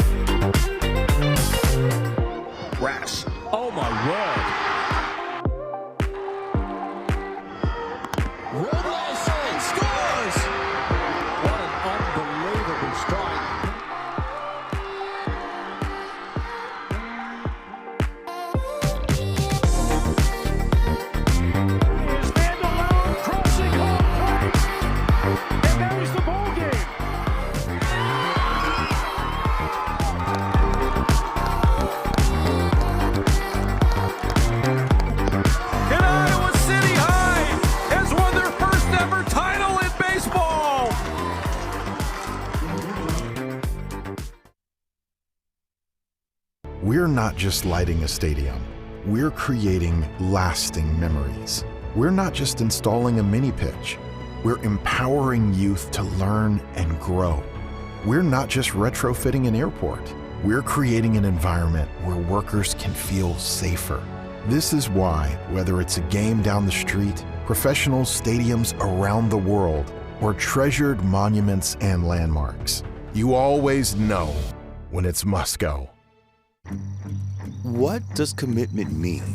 To protect what's important, to invest in the future. It means providing peace of mind. It's what reliable people do. It's what local banks do. Banking in Iowa goes beyond transactions. Banks work to help people and small businesses succeed. And Iowa banks are proud to be trusted partners in building confident banking relationships. Iowa Banks, your partner through it all. Need money for college? Our scholarship registration is quick and easy. ISL Education Lending Scholarship is open to both students and parents. Visit iowastudentloan.org/award for details. Multiple awards are available, and you'll learn valuable financial literacy tips as part of the process. Register online today for your chance to win $1,000. There's a kind of magic to making memories, to finding time for the little things and the big things, the new things, and the things you'll do over and over again. It's the magic of a job well done and a well-deserved day of rest, of living life to the fullest with the people you'd never want to live without. Fairway, closed on Sunday, open for life. Halftime was brought to you by Northwest Bank, proud to power our local communities with personal and business banking that never stops working for you. Member FDIC. We're back with the Northwest Bank halftime in the Class 2A semifinals. Before the third quarter gets going, here's a glance at the first half stats, thanks to Sukup.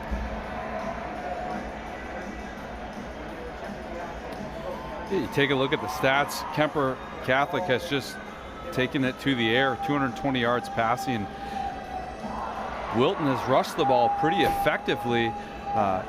Kuemper maybe not as well as they want, but then we talked about the keys. I don't know that Wilton has separated that time of possession as well as they probably need to kind of temper that Keer Catholic offense, and it's that one big play at the end of the first half. It's really separated Kuemper from Wilton. Closed captioning on today's over-the-air networks is presented by Sukup Manufacturing. Sukup is the world's largest family-owned grain bin manufacturer and a proud supporter of Iowa high school activities. This has been the Northwest Bank halftime. Northwest Bank proud to power our local communities with personal and business banking that never stops working for you. Member FDIC. You're watching the IHSAA football semifinals presented by Iowa Farm Bureau. We're about ready for the second half here on the Hy-Vee Championship Network. Set to put his foot to it for the Knights is Charles Mayhall.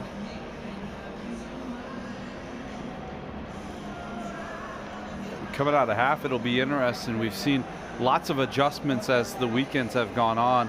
Wilton has really done a nice job of moving the ball. Finishing drives is probably what the coaching staff will address coming out of half.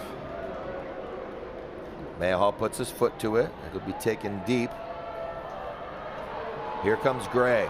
Gray goes outside. Excellent job of staying in the lanes, and that's Talon Alford who makes the play. So we saw Wilton really do some nice things moving the ball on the ground against, a big Kuemper front. See if they get into that a little bit more.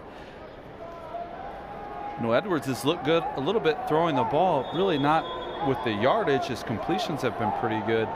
See if he can get after it here. Yeah, the two big interceptions for Edwards. Gray coming off the left edge. Gray bottled up. He doesn't even get back to the line of scrimmage. Gray's going to lose 3 on first down. We're going to bring up 2nd and 13. So not the way that Wilton wanted to start this second half. No, it looks like Cam Healy there, or Sean Healy, excuse me, the first one to the bunch right there. But a good pursuit for the rest of the Kuemper defense right there. And that's something that they probably addressed at halftime too, is how do we help manage that run game? Tight bunch to the right, a little bit different set.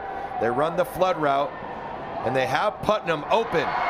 So a different way to free up Putnam. He's got some room to roam, and they are in Keer Catholic territory. First big play by their big play receiver. Well, it shows you right there why you want the ball in his hands a little bit. Boy, good job of stopping on that, catching it back shoulder. Edwards, good job of delivering a ball on the run right there. Excellent first down pickup. Yeah, that beautiful read by the two of them, because he was running into coverage for certain. First down for Wilton.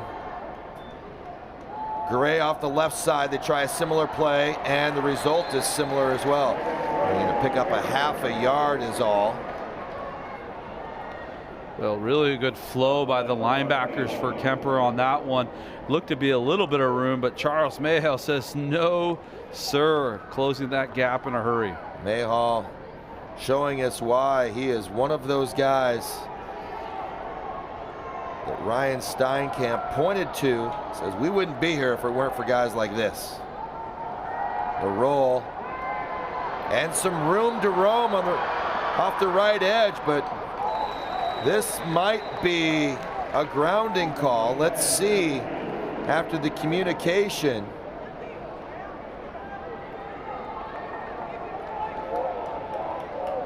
Well, let's see. It appears as though they're going to call it just. Well, I thought Edwards might have had a little bit of room to kind of run. Maybe you put your shoulder pads down and try to get through it. Now, easier said than done when you're getting chased down by some big boys there. That's right. And you see the replay.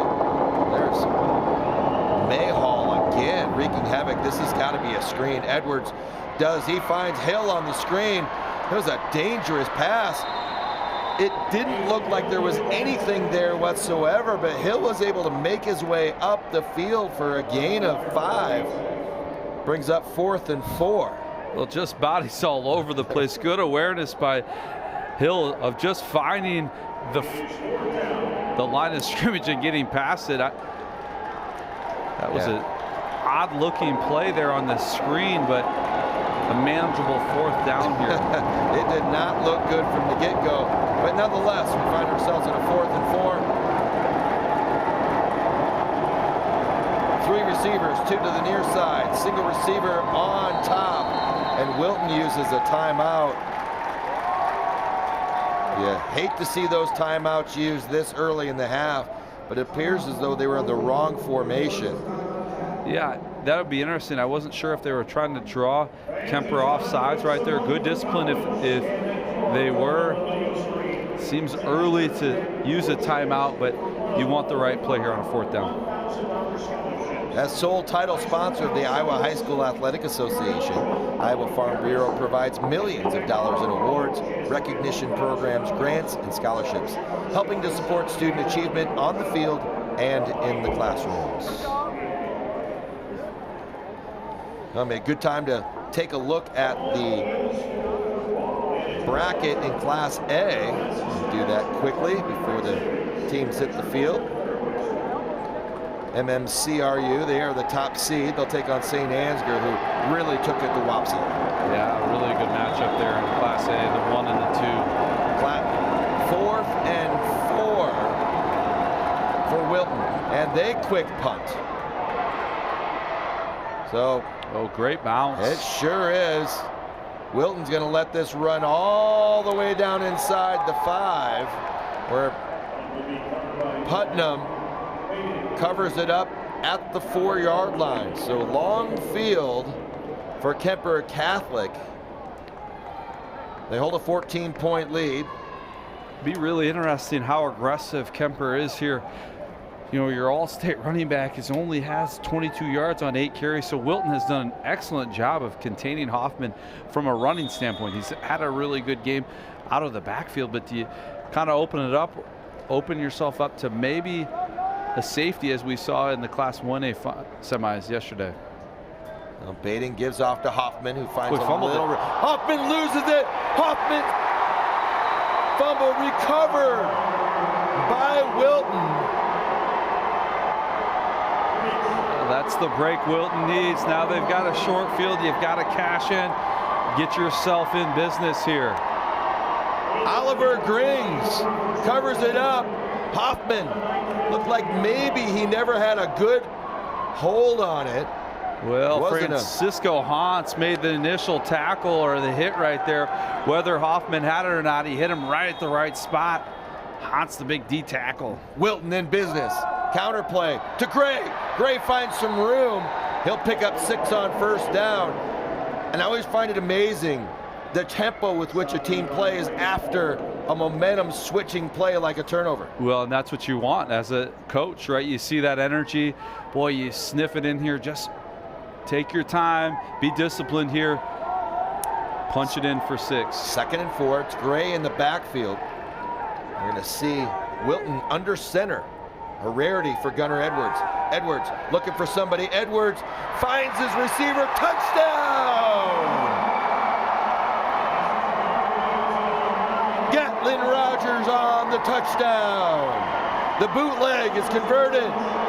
Rogers had all kinds of trouble in his face. Looked like the pass was maybe a little shy of Rogers. But a nice catch, and he finishes. And they convert off the fumble. Well, I love the misdirection right there. PAT is good for Wilton. That's Putnam is your kicker. And just like that, the Beavers back in it. So their decision to punt it down deep pays off. Well, excellent decision. Boy, what a great throw by Edwards, and even a better adjustment by Rogers of getting that, the ability to get his shoulder pads to the goal line. He's a big body. He's going to go through you. Touchdown, Beavers, and again, kind of a change in momentum. Keer Catholic, the 2-touchdown lead coming out of the halftime, now finds itself with the slimmest of leads at 21-14. Well, the momentum changes back to the other side, and that's what you like in the semifinals. Back and forth, back and forth. Putnam kicks the tee. Ends up being a fairly effective kick. And retreating for a little bit of yardage, still fighting and still fighting up to the 24-yard line is Easton Gifford. Gifford looked like maybe he was going to lose a couple yards in the play, ends up gaining it back. I think the pooch was intentional. Kind of came off a little funny, but good discipline by the Wilton kickoff coverage team right there, staying in your lane. Sometimes when that happens and you see the initial hit, guys will kind of squeeze in and all of a sudden something big happens. Seen it happen too many times. 8:24 remaining, third quarter. They've got a ball game. Quick pass out and some room for Glenn. Glenn able to use his blockers. Putnam's got to be careful. He did grab onto the jersey, but it didn't appear as though he used it to bring Glenn down, thus no penalty. Great block on the outside, and even better move by Glenn. And you can see the... Yeah, you really like that block by Alfred. And again, Glenn does a great job of reading that block. That's why it maybe looks better than it really was. Glenn does a good job of making that outside move. Gaining up to 243 yards. Again, this one goes out to Vanami. Vanami, he gains 9 on the play, brings up 2nd and 1. Well, they just go right back to the air. We talked about getting the ground game going. The first carry, it's a fumble. May have jinxed him on that one again, but go with what works. You've got an all-state quarterback, a guy that's got 6,000 yards in his career. Just keep going to the well. 3 receivers. Baiting. Give off to Hoffman. Hoffman finds some room after the cutback. He's going to get a couple. Looked like maybe he had more room to move, but boy, this Wilton front 7 has really controlled Hoffman. Hasn't let him get going. Hoffman just 33 yards. We're talking about a second-team all-state running back. There's some confusion on where the spot is.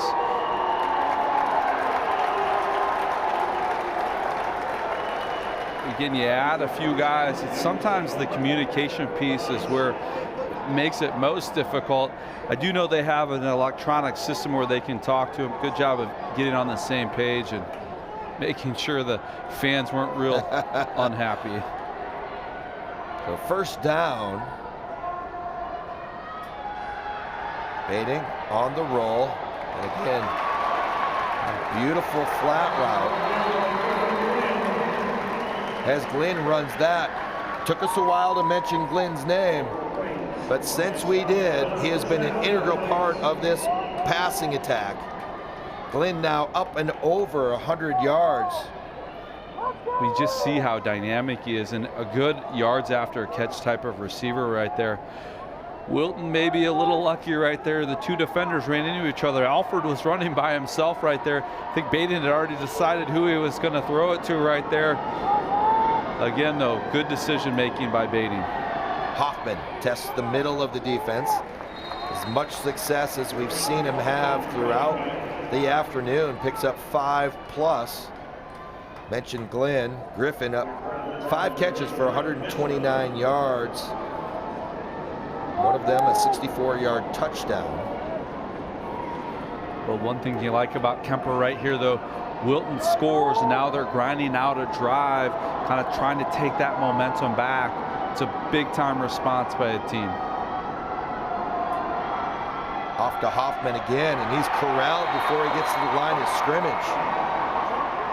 Another big play by that defensive line. That's Nick Drake Metzger. Just beating his block off the snap right there, getting to Hoffman before he can really get his body moving again. We've talked about this defensive line for Wilton, undersized versus a huge offensive line in Kuemper, and they've really showed up today. Got a good look at the Kuemper offensive line there. 3rd and 7 for the Knights, coming off the edge with pressure. And it's an excellent throw. It's going to be shy of first down yardage.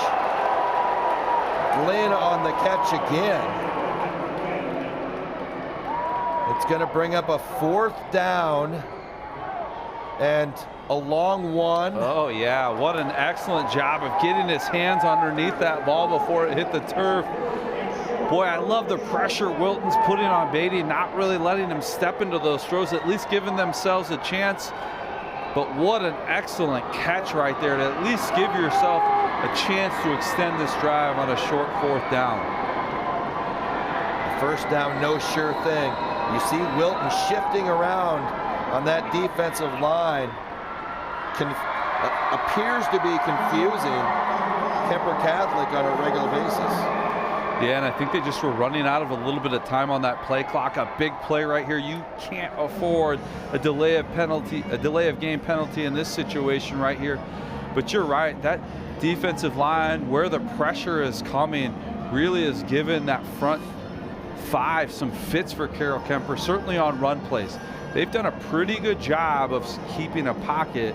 Now, when Beatty rolls out, that pressure's coming up, and Wilton's committing to just getting in his face, trying to affect the throw. We saw Wilton stunt on a regular basis in previous games. They like to commit guys to the line of scrimmage, but they might need to against this Keer Catholic line that is so stout. When we talk about Wilton kind of being happy to be here, and that's certainly not one of the things you like to say, but they lost 18 seniors, which is an enormous number in Class 2A football. They lost 95% of offensive production from last year's team. Big play. Bating is going to follow Hoffman. Bating's just going to use that big body, and he's going to get the first down easily. So Bating, they don't call runs for him very often, but this time they use Hoffman to help lead the way for a Keer Catholic first down. Yeah, good job of just getting into the mix right there. Beatty being 6'3", even though there's a lot of traffic at his feet, just fall forward. You feel like you can reach out over that line. A good job there of getting that first down. Preston Vanami, the center. Lucas Dial. Here's Baiting again. He's going to get 4 on first down. Reed Stager, the huge right tackle, 6'5", 315. And for the record, rest of state in Class 2A, they're all juniors. There is not an upperclassman in this offensive line. Yeah. Nash Leonard's a sophomore. Keneally's a junior on the left side. That entire group's coming back, everybody. Yeah. They'll have to replace some pretty dynamic guys on the outside. They will. But again, they will be able to do that, I'm sure. I think they can recruit you and I to go play quarterback and running back. We get a couple yards here and there. Quick give. At least in the first half, right? At least in Second the half, first we may not be coming back out. Quick give for a couple of yards. It's going to bring up a 3rd and 4. We'll find out whether they're in 4-down territory. You keep talking about this Wilton defense, at least giving themselves chances on 3rd downs. Kuemper's done a better job in this half of converting 3rd and 4th downs here. Still, you're making Kuemper grind it out, giving yourself chances to get off the field. Let's see what they do here. Rick Janney's defense has been outstanding. They roll it out. Pass back across the middle, just an incredible throw by Baiting. And he finds Brayton Alford for his 2nd touchdown of the game. That's Baiting's 4th touchdown pass. And look at this vision. Look at this vision back across. There aren't many high school quarterbacks who can make that throw. Well, you never tell your quarterback to do that, but what was great about that is he had options. The defense had to hold.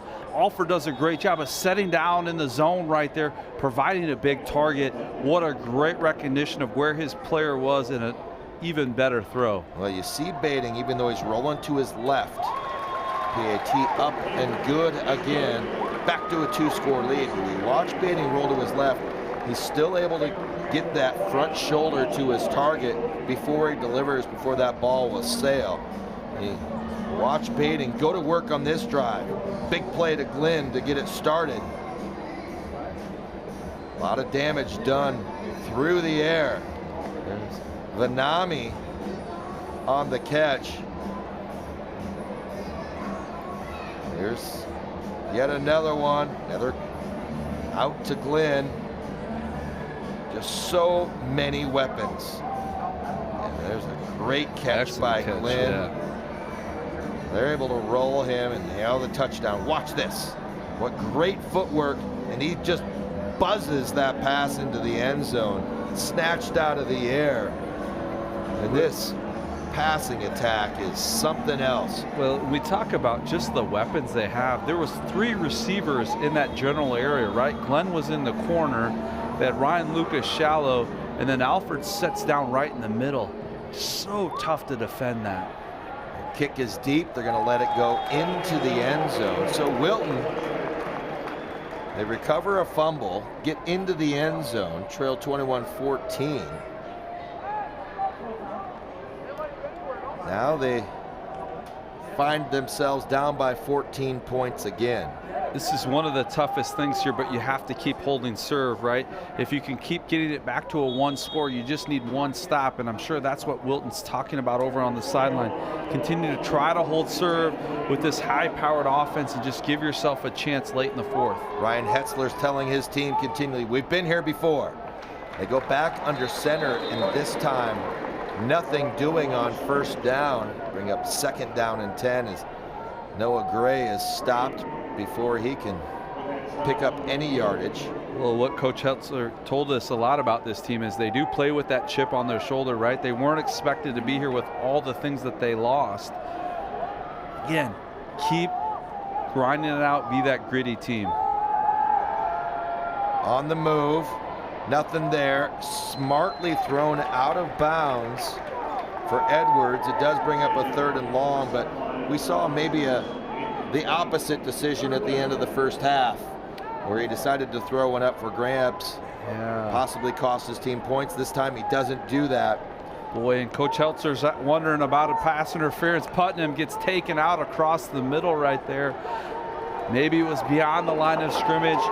Again, different rules in high school are a little different than we see on Saturdays and Sundays, but here we go, big third down. Putnam in the slot. He's got double coverage. And Edwards throws it, unfortunately, just inside of Jackson Dreyfus. Dreyfus looking for one of those tiptoe catches before he goes out of bounds, and this was just too far inside him. So Edwards off target. Well, Jack Bading with the pressure right there. Didn't allow Edwards to set his feet. He sets his feet. He probably hits him right there at the sticks, and that's a first down. What a big play by the defensive lineman. Putnam with the punt. This is a short one, fielded. And well done. Well, there's Taylor Alford right there, catching that ball on the run, coming up on it. Exactly what you teach him to do to gain those extra yards of field position. And now look, Kuemper's got it back on the 40-yard line, ready to put the foot on the gas. There's just so much that this Keer Catholic team has to offer offensively. They are. It's the toughest thing about the pressure that's put on you. Second in TDs overall. Second in passing TDs to Mid-Prairie. Passing yards, second to Bellevue. Offensive yards, number one. Over 400 yards per contest at 449 or 445 yards coming in. And they're just stats everywhere for this team. They are. Nice tackle there by Oliver Gunder on the outside. Alford gets it. Those are those routes designed to get yards after catch. As a corner, you've got to sit there, make the tackle, don't allow that extra yardage after the catch. Spreading the ball around is Bading. 5 catches for 3 different receivers, 5 or more. Now out to Hoffman. Hoffman makes him miss initially, then he slips down. It's going to be a couple of yards shy of first down yardage necessary to gain the first down. Yeah, really impressive look right there by Bading. Eyes are all the way down the field, knows where his check down is. Robles is there. Good job of at least getting some contact there. Good stiff arm by Hoffman there, just wasn't able to keep his feet. 4 guys with 5 catches or more. That's exactly what we said ahead of time. Hoffman doesn't get a lot, but he does have enough for the first down as spotted by the far official. Just enough right there. It will move the chains. Corbin Bruford right there. Good job of beating his defender there. Probably a better job of Hoffman of just getting those shoulder pads. It's been a tough day for him, grinding out yards behind the line of scrimmage right there, but that's a big first down for his team. Well, if we talk about the keys to the game for Keer Catholic, one of them was expose the secondary, work the ball down the field. And that has been the difference in this game. Bading with 4 touchdown catches. He's closing in on 300 yards. He's got 290 right now. And we've got a penalty flag. The play clock did ran get out to 0.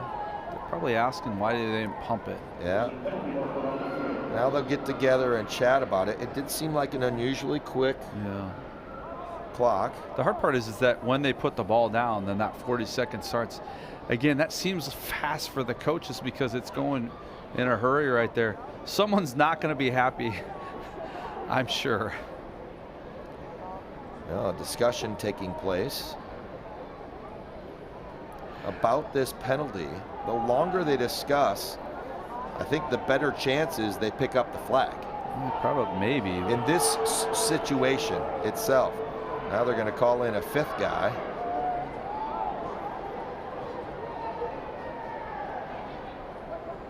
Still discussion by the referees. Well, while they do, let's take a look at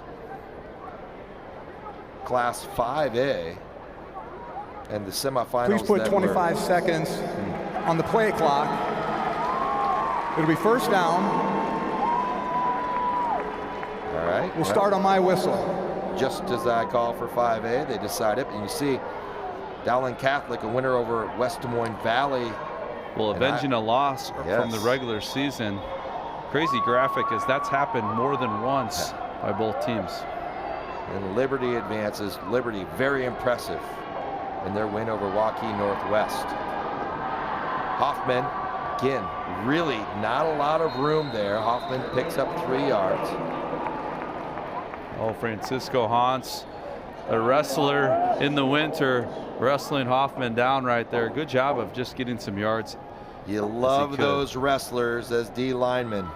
Hans, one of those unsung heroes for Coach Ryan Hetzler. 2nd down and 7 for the Knights. See, Wilton continues to shift. A little hitch. And Vanami. Well, good recognition right there of where that off corner was on a little bit of a zone look right there. I was continually impressed by Bading's decision making, understanding the coverages. You've coached quarterbacks for a long time. The recognition pre-snap is such an important thing. You got 12 seconds to make decisions, and it's from the huddle to the line of scrimmage. Hoffman able to spin through, still churn, and Hoffman gets to the 10-yard line. That is close to Hoffman's longest run of the afternoon. Look at the feet work. Look, he gets out of Hans. He still keeps on going and moving forward. Hoffman with a couple of 11-yard carries. He's up to 56 yards on the afternoon. A modest 3.5 yards per. He did have that fumble. Well, you keep churning as a good teammate. You keep doing what your team needs, and that was a great run. Hoffman again. Hoffman's got some room. Hoffman for the touchdown. Hoffman's held in check for much of 3 quarters.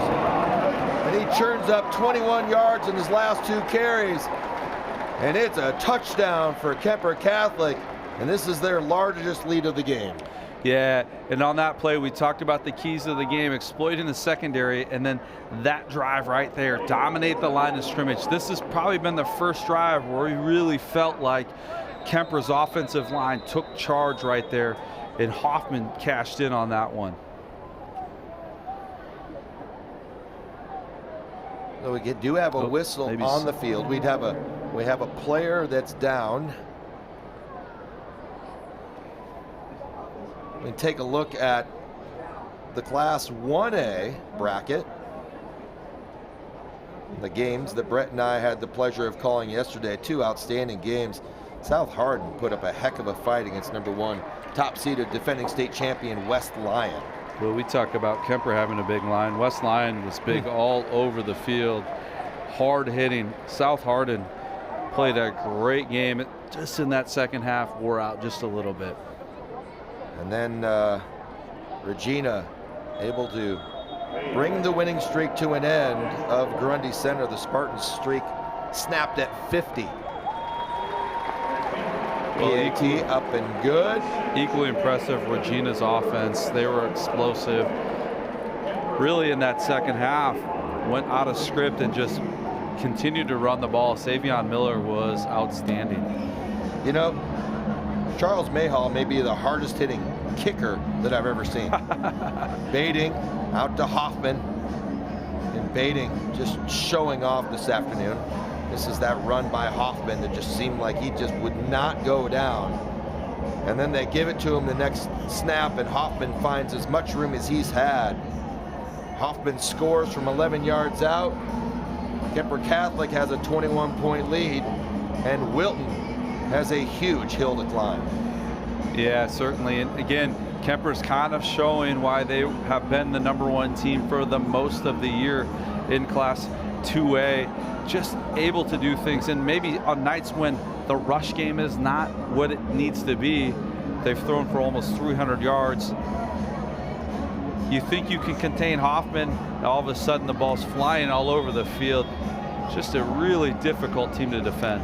7-play, 40-yard drive. And there's the guy I was just talking about. Mayhall. Here's your kicker. He's going to kick it away, and then he's going to rock you on the next play. It probably just speaks to the versatility that this Kuemper team has. Incredibly athletic, just can do a lot of different things. And then we talk about the interchangeable parts, and maybe that's where this game is kind of turning. Wilton has a lot of guys going both ways. Kuemper can kind of interchange people. They can, not nearly as many guys. Kuemper does move to a 3 front here. A run up the middle. Hill picks up 5. Well, Wilton remaining patient. That's the last play of the 3rd quarter. A 3-score lead for Keer Catholic as they lead 35-14. You're watching the Iowa High School Athletic Association football semifinals presented by Iowa Farm Bureau. More Class 2A action on the Hy-Vee Championship Network right after this break.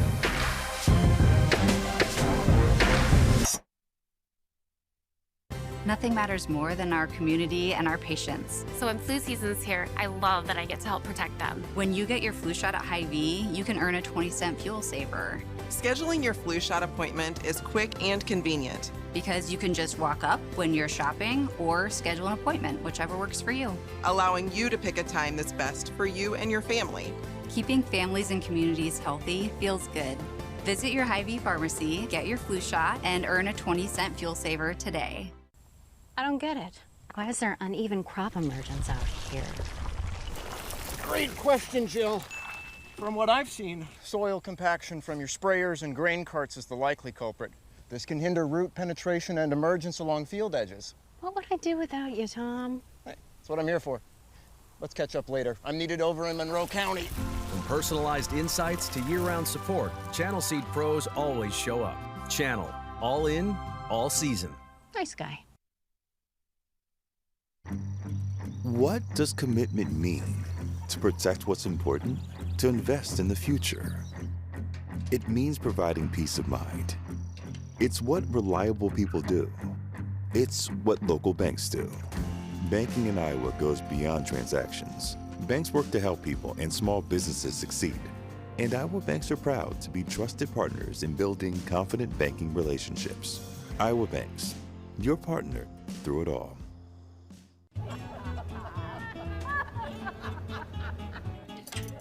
Ladies, the bake sale's about to start. Are you ready? We've got this. Okay.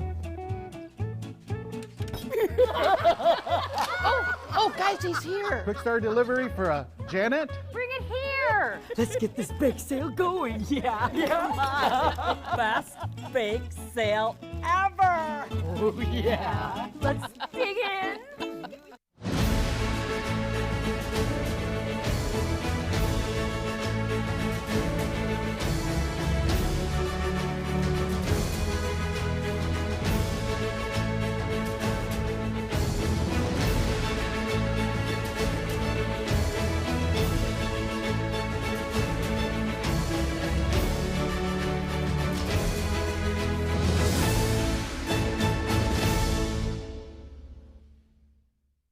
Something exciting is growing on Iowa farms these days.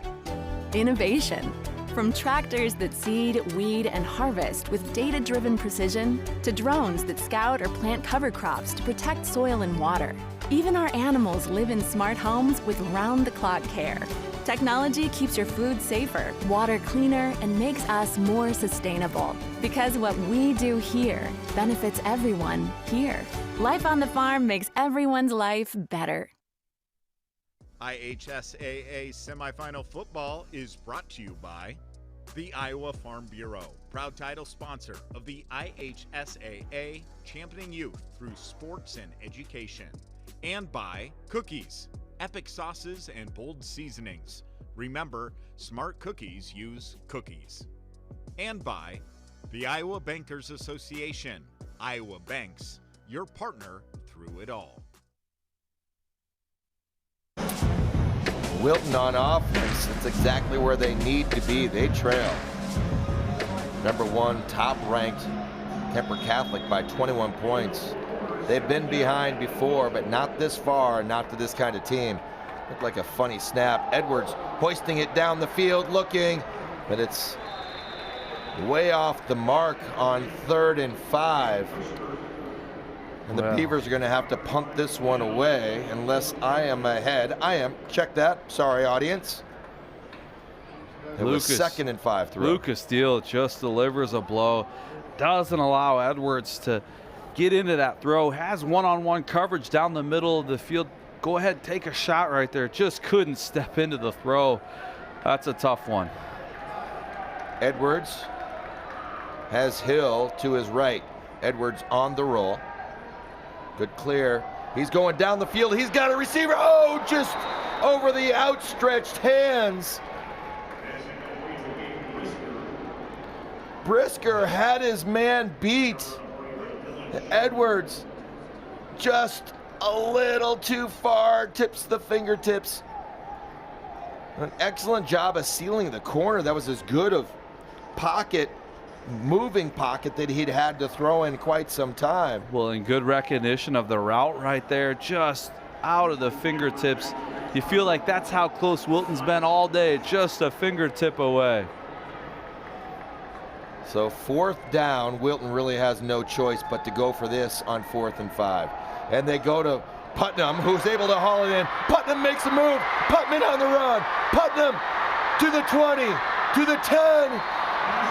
That's the big play that Wilton needed down 21. And it's made by their big play receiver who got him here. Well, what a strong catch and a little bit of traffic right there. Gifford's right on his hip. And then Putnam is running away from some excellent athletes.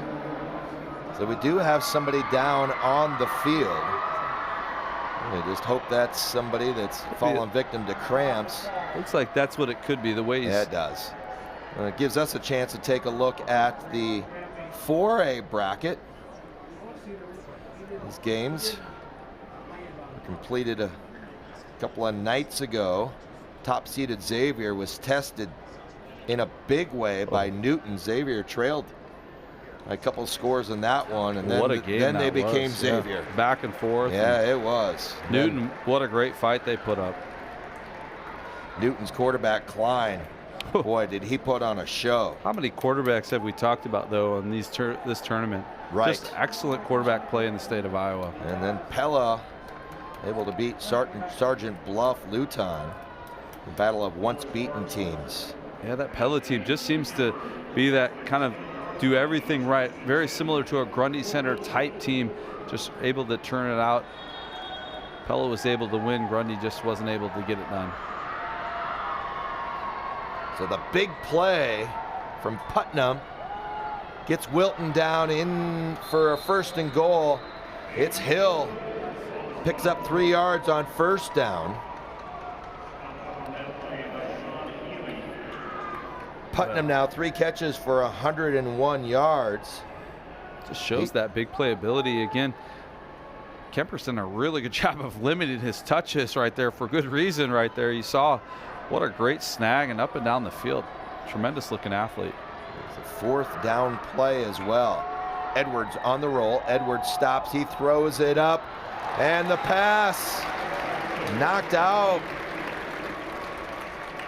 And it was intended in the corner for Putnam, but it's knocked out.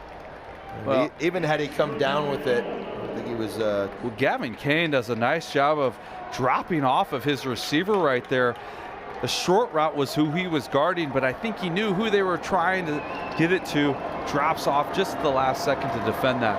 3rd and goal from the 7.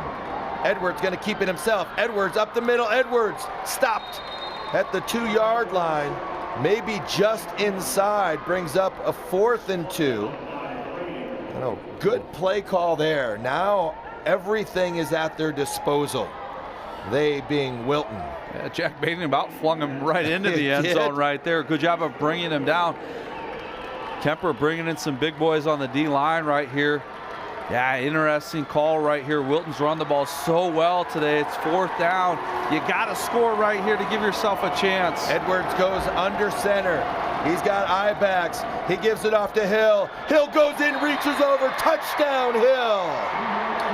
Hayden Hill with the touchdown for Wilton at a time where they desperately needed a score. Well, what an effort by Hill right there. Looked like he might have been stopped just a little shy.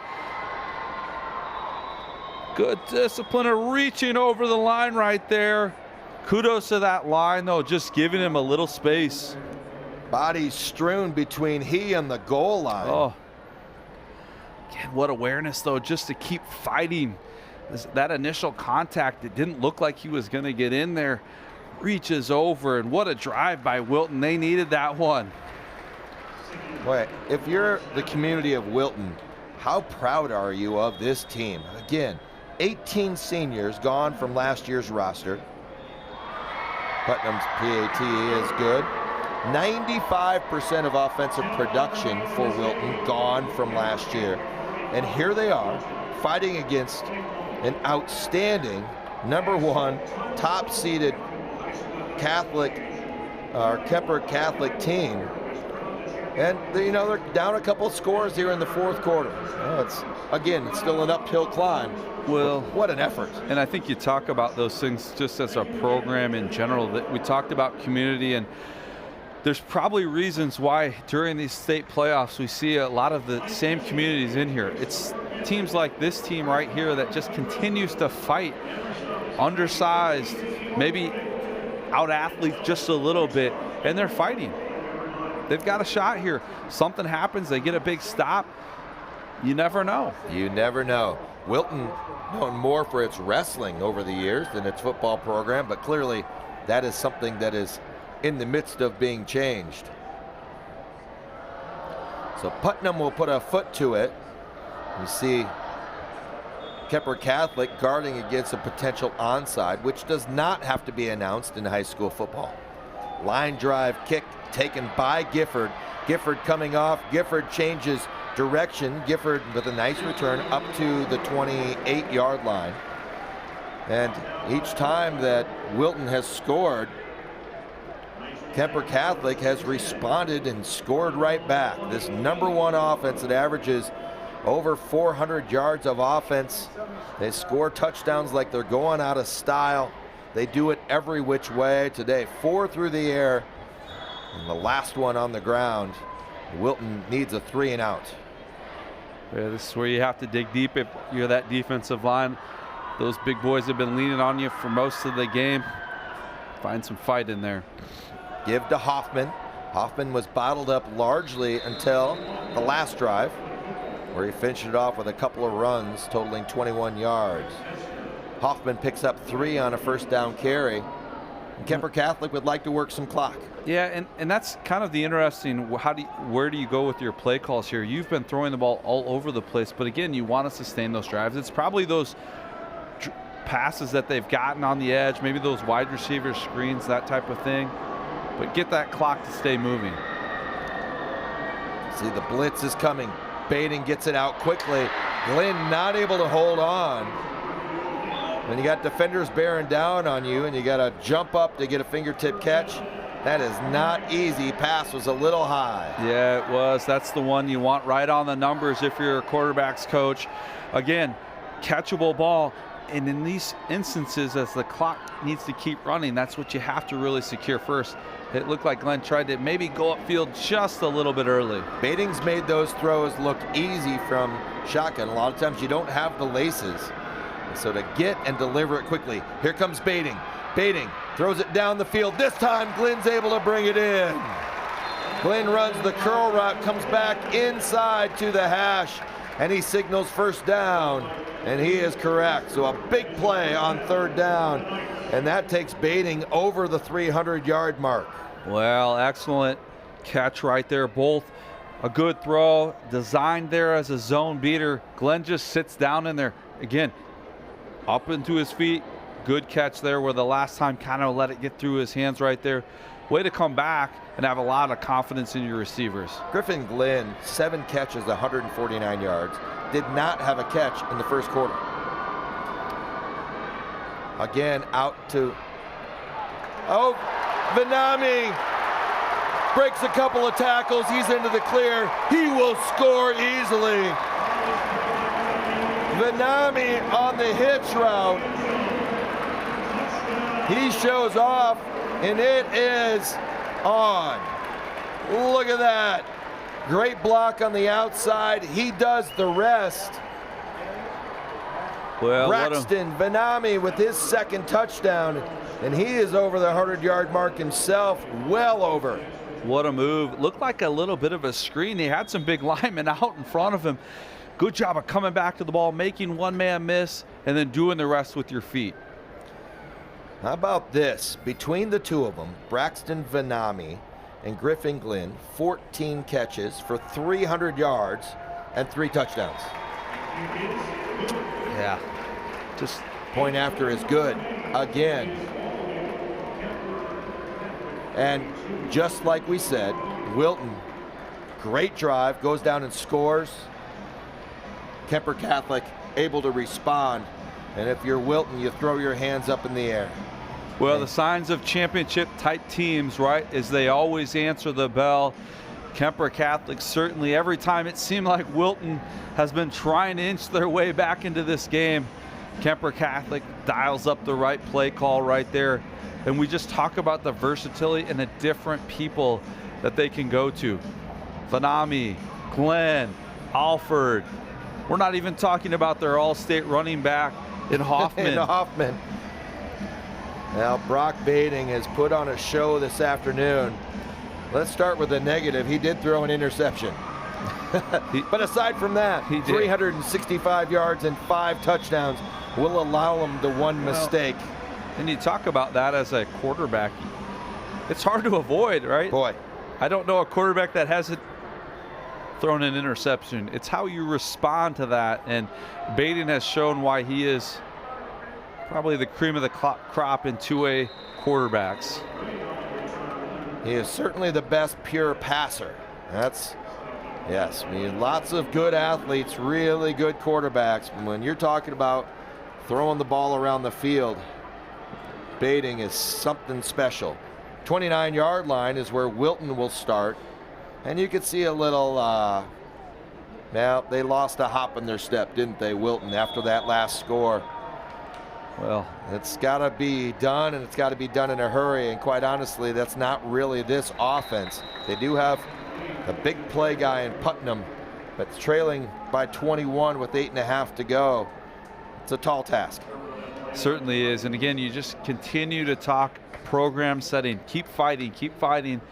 Again, there's a lot of people up in those stands rooting for you. They're going to give you a lot of hugs on the outside when you do it. Do it for them. Do it for the guy next to you. Enjoy this opportunity to keep playing this game. Edwards, empty backfield. Looking down the middle, and they find success again over the middle of the field. He hits Gatlin Rogers for the first down. Got another player down. Gatlin Rogers is a big-bodied guy, 6'3", 215 pounds. I really like how he runs that seam route right there. Good delivery by Edwards, just right in stride. And now we're getting into that fourth quarter where it's hot out there.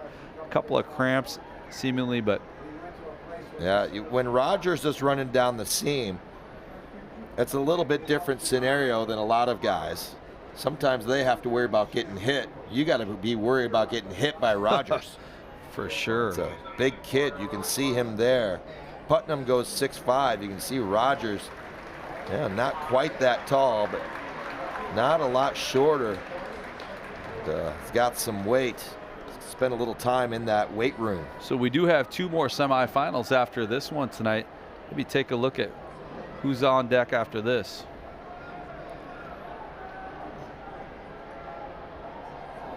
Yep. There's Wilton, first down from their 46-yard line. Edwards on the roll. Edwards is just going to have to dump that off. We'll see if the catch was made. I think it was. It's Rogers right there, toe tapping. Again. Oh, no. And now the second official comes in and waves off the play. So it'll be second down. Rogers. Probably good call right there. Catch. That was, yeah. I think what they're ruling is they had a foot. The left foot was out. Yeah, the left foot was out. Yeah.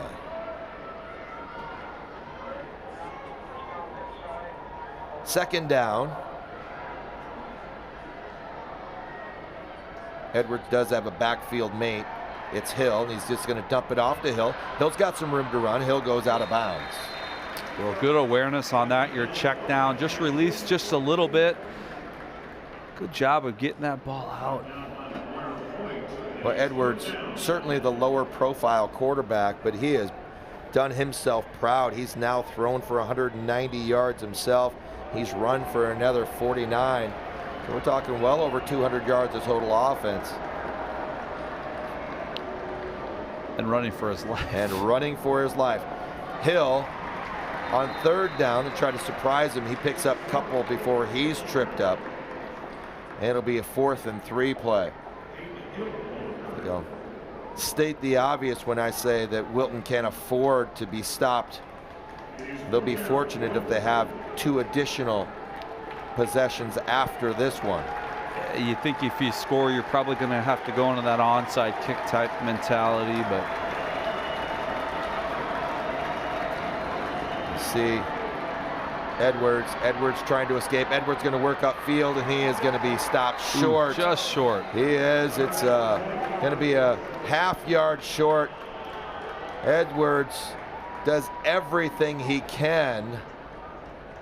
Yeah, but it is. Valiant effort right there of trying to get to it. And officials do a nice job of spotting that football correctly. Boy, I like this Edwards. Look at the effort he gives. He tries to run through 2 tacklers. Yeah. And a nice job by Keer Catholic player of helping Edwards up. And players certainly respect the efforts that others give. Well, and I think you recognize that if you're Keer Catholic. Those guys, Wilton has fought, and that's exactly what it is. Just Keer Catholic has been better today and probably have been best most of the year. Yeah. Now, you still have to play the next games. Hoffman off the right edge. Hoffman finds a little room. Hoffman picks up nearly first down yardage. Take a look at Hoffman's jersey. I don't know if it happened in this game or not, but he's got a big old rip down that left or right-hand side of his body right there. And Hoffman shy of a first down by a yard, 2nd and 1. Might have to get a different jersey next week. Or get a little tape. They got a seamstress somewhere in town, right? I'm sure. Or Amazon. Right? When in doubt. Would assume that the Knights would keep it on the ground, keep that clock moving. The give on the counter, it comes. And again, sniffed out well by this Wilton run defense, which has just been stout all day long. I agree. I really like that play call. I do. Good job by Thatcher McGuire of just staying put, understanding the flow is going somewhere else and it's going to come back to me. Excellent job. They called Murguia's name a couple of times today. This is just a well-coached, stout defense. It's been up against an incredible passing attack. There's Hoffman, who gains first down yardage. Inside of 6 minutes. Wouldn't be surprised to see some other guys start to come in. Last thing you would like to see is an injury late in the game in a 21-point game. Yeah, that's the hard part, right, as a coach, to throttle that down a little bit, understanding that process. Again, hindsight's 20/20 when that stuff does happen, but I agree with you on that. Or certain positions, right? Not all of them maybe, but if you have some capable backups, you might want to think about that. And the give off to Hoffman again, and Hoffman quickly bottled up before he was able to pick up a yard. The question too is, does Wilton start using timeouts? You can't take them home with you, I don't know, but again, this run defense has done a good job on Hoffman. You take a look at the sideline. This doesn't look like a sideline that's nearly as engaged as it has been, and for good reason. You know, we've all been in those situations. If you're an athlete, you've been where they are. You hate to say we're going to give up, and Vanami does take a knee there unintentionally. That was the wide receiver screen right there. So the clock does continue to run. Little low delivery, but to that credit, catch that ball to keep that clock running. Good job of going down and getting it, even though you wanted to get some yards there. Yeah, it doesn't appear as though Wilton will use timeouts. Now, it's not to say that they won't. Should they get a stop here, kick it away, quick touchdown, we might see that. But this isn't the kind of game that it feels like that. Another one to Vanami. He not able to stay on his feet long enough. He takes a big pop, and it's one of the reasons why you talk about maybe getting some of these key guys out. I don't think Braxton's one of those guys that you want to see, and that's Hill, who comes up and delivers a big blow on. Well, Grunder's the one that helped make that play right there, fighting through that wide receiver screen, not allowing Vanami to kind of get up the field. Excellent job there defending. Again, getting yourself a chance on 4th down to get off the field. Brock Bading stands at 372 yards. Take the timeout here or the delay of game? Timeout.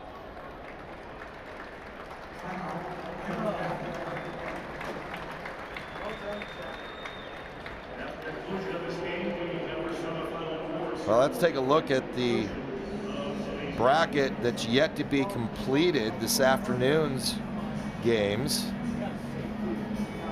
In Class 3A, some dandies, top-ranked Solon and Nevada. Big win for Nevada to get to the Final Four. Well, an upset against Clear Lake, and Clear Lake had been towards the top of that division all year. Went on the road, and it was a jaunt from Nevada to Clear Lake. Yeah, that it is. And then you have familiar names at the bottom. Bishop Heelan, travel from Sioux City here. That's a familiar path from Sioux City to the Dome for that school. They're probably the two farthest teams away from each other, meeting not really in the middle, but close to the middle, right? And the defending champions, right? If I remember, yeah. At 9-2, so 4 capable teams there in Class 3A. Solon, the sole unbeaten. That should be some fun games this afternoon.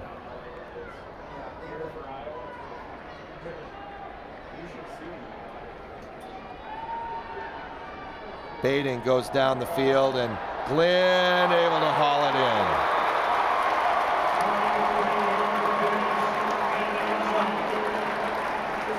in. So Glenn gets the touchdown.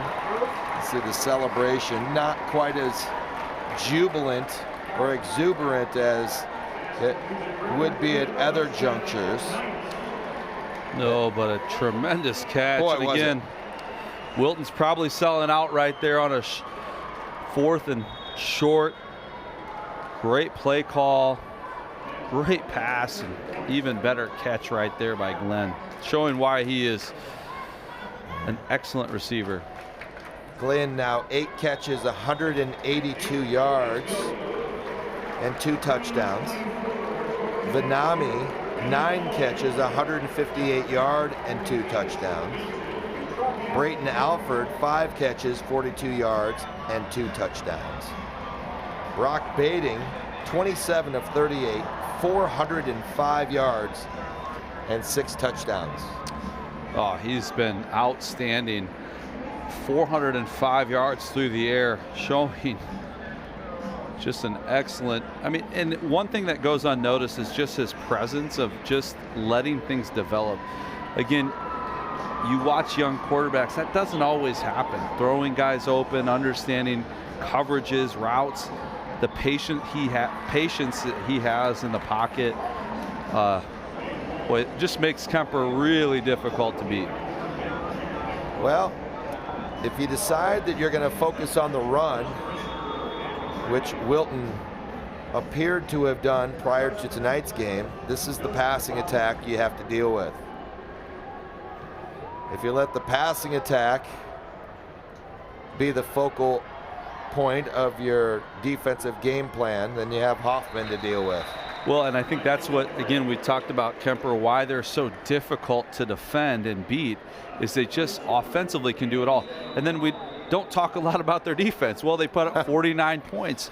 Their defense has been pretty good today against a Wilton team that has done about as much as they can to kind of keep themselves in this game. But when you have to outscore this defense, boy, it allows Kuemper's defense to be really aggressive, and I think that's what it is so tough. Again, number 1 in sacks on the season in 2A, number 1 in interceptions. They've added to that total today. They've got the number 1, 2, and 3 guys in sacks in the state. Fortunately, just a cramp there. Seen plenty of that. Now, Edwards has done a nice job of being mobile enough to escape the sack, but there has been a tremendous amount of pressure on him throughout the afternoon. Keer Catholic with its largest lead of the game, and if it wasn't in the books prior to this, it certainly appears to be now. I hate to be premature, but I've watched a few thousand football games, and I think Wilton has come to the same conclusion as they give to Hill, and they're in no hurry.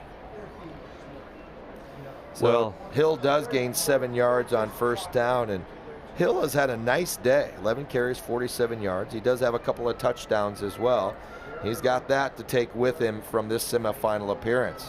Scored a couple of touchdowns in the Dome. Hill again. Hill off that left side. Hill does have enough for first down.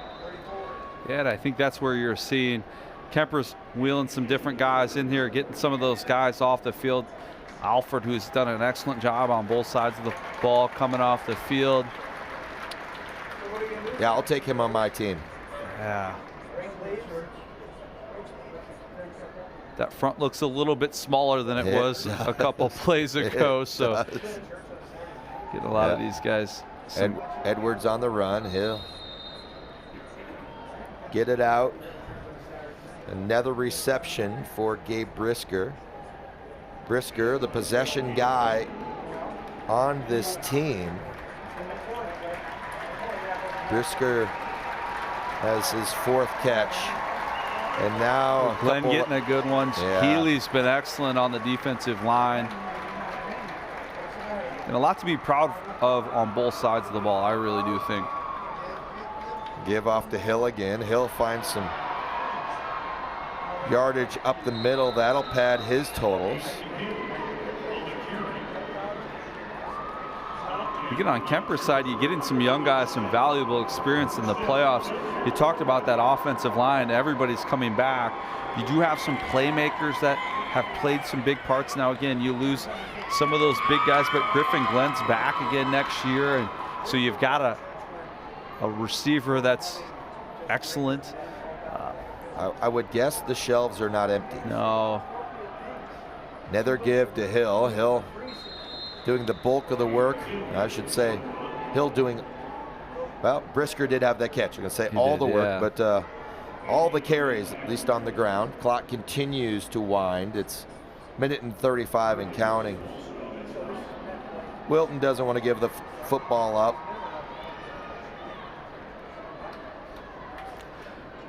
Hill closing in on 100 yards. He's got 90.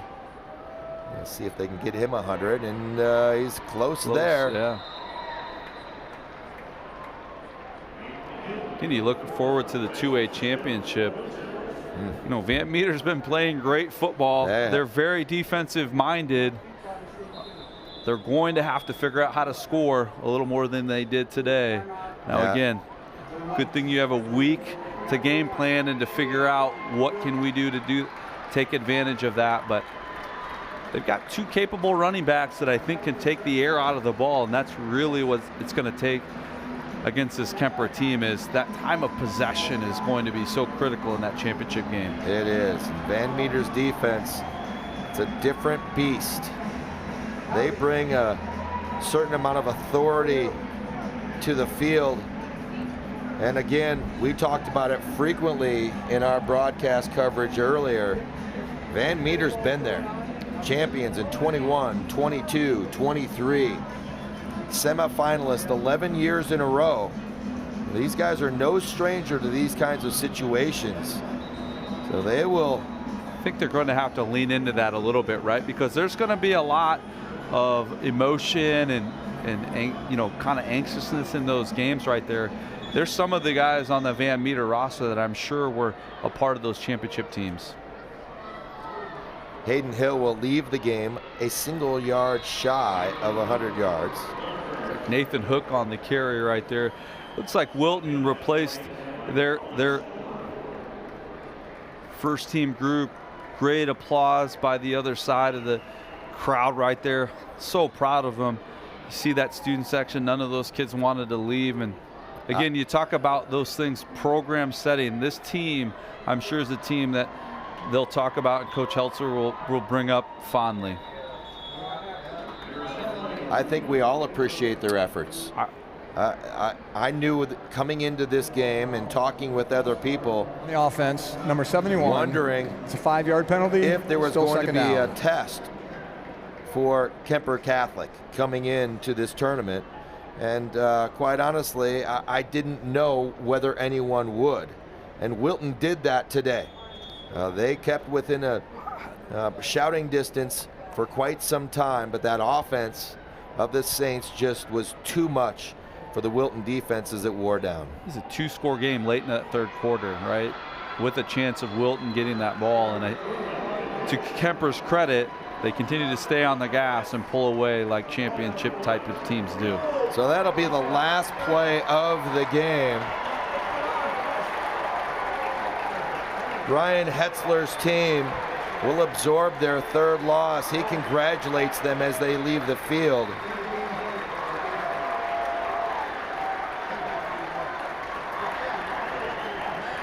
Thanks again to the Iowa Farm Bureau for presenting the Athletic Association's 2025 Football Championship Week. As sole title sponsor of the Iowa High School Athletic Association, Farm Bureau recognizes athletic and academic achievement on the field and in the classroom, helping to nurture Iowa's future leaders. Video broadcasts of Iowa High School Athletic Association state championship events are copyrighted property of the Iowa High School Athletic Association. Reproduction or retransmission of these broadcasts without the express written consent of the IHSAA is prohibited. And that'll do it for the Class 2A semifinals. Keer Catholic 49, Wilton 21 here on the Hy-Vee Championship Network. Stick around, we'll have awards and our Quick Star Star of the Game when we come back from our final break.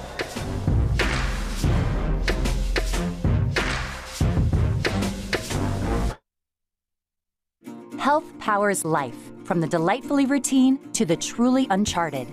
Building a relationship with a primary care doctor is one of the easiest ways to stay healthy. So if you don't have one, get started with Mercy One. From annual wellness visits to screenings and immunizations, our primary care doctors can help you be proactive with your health, ensuring you're ready no matter what life brings next. Find care at mercyone.org/healthpowerslife. There's a kind of magic to making memories, to finding time for the little things and the big things, the new things, and the things you'll do over and over again. It's the magic of a job well done and a well-deserved day of rest, of living life to the fullest with the people you'd never want to live without. Fairway, closed on Sunday, open for life.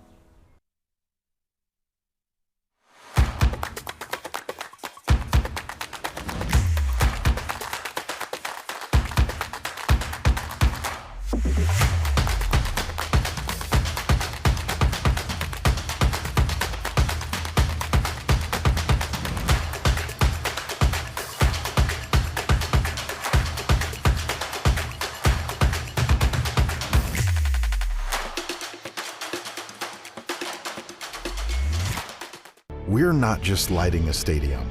we're creating lasting memories. We're not just installing a mini pitch, we're empowering youth to learn and grow. We're not just retrofitting an airport, we're creating an environment where workers can feel safer. This is why, whether it's a game down the street, professional stadiums around the world, or treasured monuments and landmarks, you always know when it's must go. Something exciting is growing on Iowa farms these days. Innovation.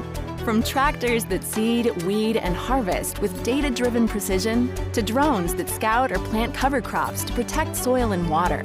Even our animals live in smart homes with round-the-clock care. Technology keeps your food safer, water cleaner, and makes us more sustainable. Because what we do here benefits everyone here. Life on the farm makes everyone's life better. Nothing matters more than our community and our patients. So when flu season's here, I love that I get to help protect them. When you get your flu shot at Hy-Vee, you can earn a 20-cent fuel saver. Scheduling your flu shot appointment is quick and convenient. Because you can just walk up when you're shopping or schedule an appointment, whichever works for you. Allowing you to pick a time that's best for you and your family. Keeping families and communities healthy feels good. Visit your Hy-Vee pharmacy, get your flu shot, and earn a 20-cent fuel saver today. IHSAA Semifinal Football on the Hy-Vee Championship Network is brought to you by Hy-Vee, a proud partner of IHSAA. Hy-Vee, where there is a helpful smile in every aisle. And by Sukup Manufacturing Company, the world's largest family-owned and operated manufacturer of grain storage, drying, and handling equipment. And by the Iowa Farm Bureau. From rural roots to statewide pride, Iowa Farm Bureau proudly supports student-athletes across Iowa. Keer Catholic advances to the Class 2A state championship next Thursday, where they'll face Van Meter. An outstanding season comes to a close for Wilton. They finish at 9-3. Well, a valiant effort by Wilton, but just couldn't get out of the way of the Keer Catholic train. That offense is outstanding. It sure was. Highlighting the top performer from this Class 2A semifinal, your quick star of the game is Brock Bading. 405 yards passing, 6 touchdowns, and I guess if you've got those kind of weapons, but man, just an excellent job, great arm strength, good decision making, eyes always down the field, and he finds his big play receivers. What a game. Over and over and over again. It was the Brock Bading show this afternoon. He is our quick star of the game here. Vanami, one of his last one. Next Thursday's Class 2A championship matchup is set. It'll be Keer Catholic and Van Meter. We appreciate you joining us for this coverage of the Iowa High School Athletic Association's 2025 football semifinals presented by Iowa Farm Bureau. We'll step aside for a bit, and more semifinal action kicks off in Class 3A around 4:15 from the Unidome in Cedar Falls. For Brett Williams and our entire production team here in Cedar Falls, I'm Jeremiah Longnecker. Thanks so much for watching Iowa High School Athletic Association football on the Hy-Vee Championship Network.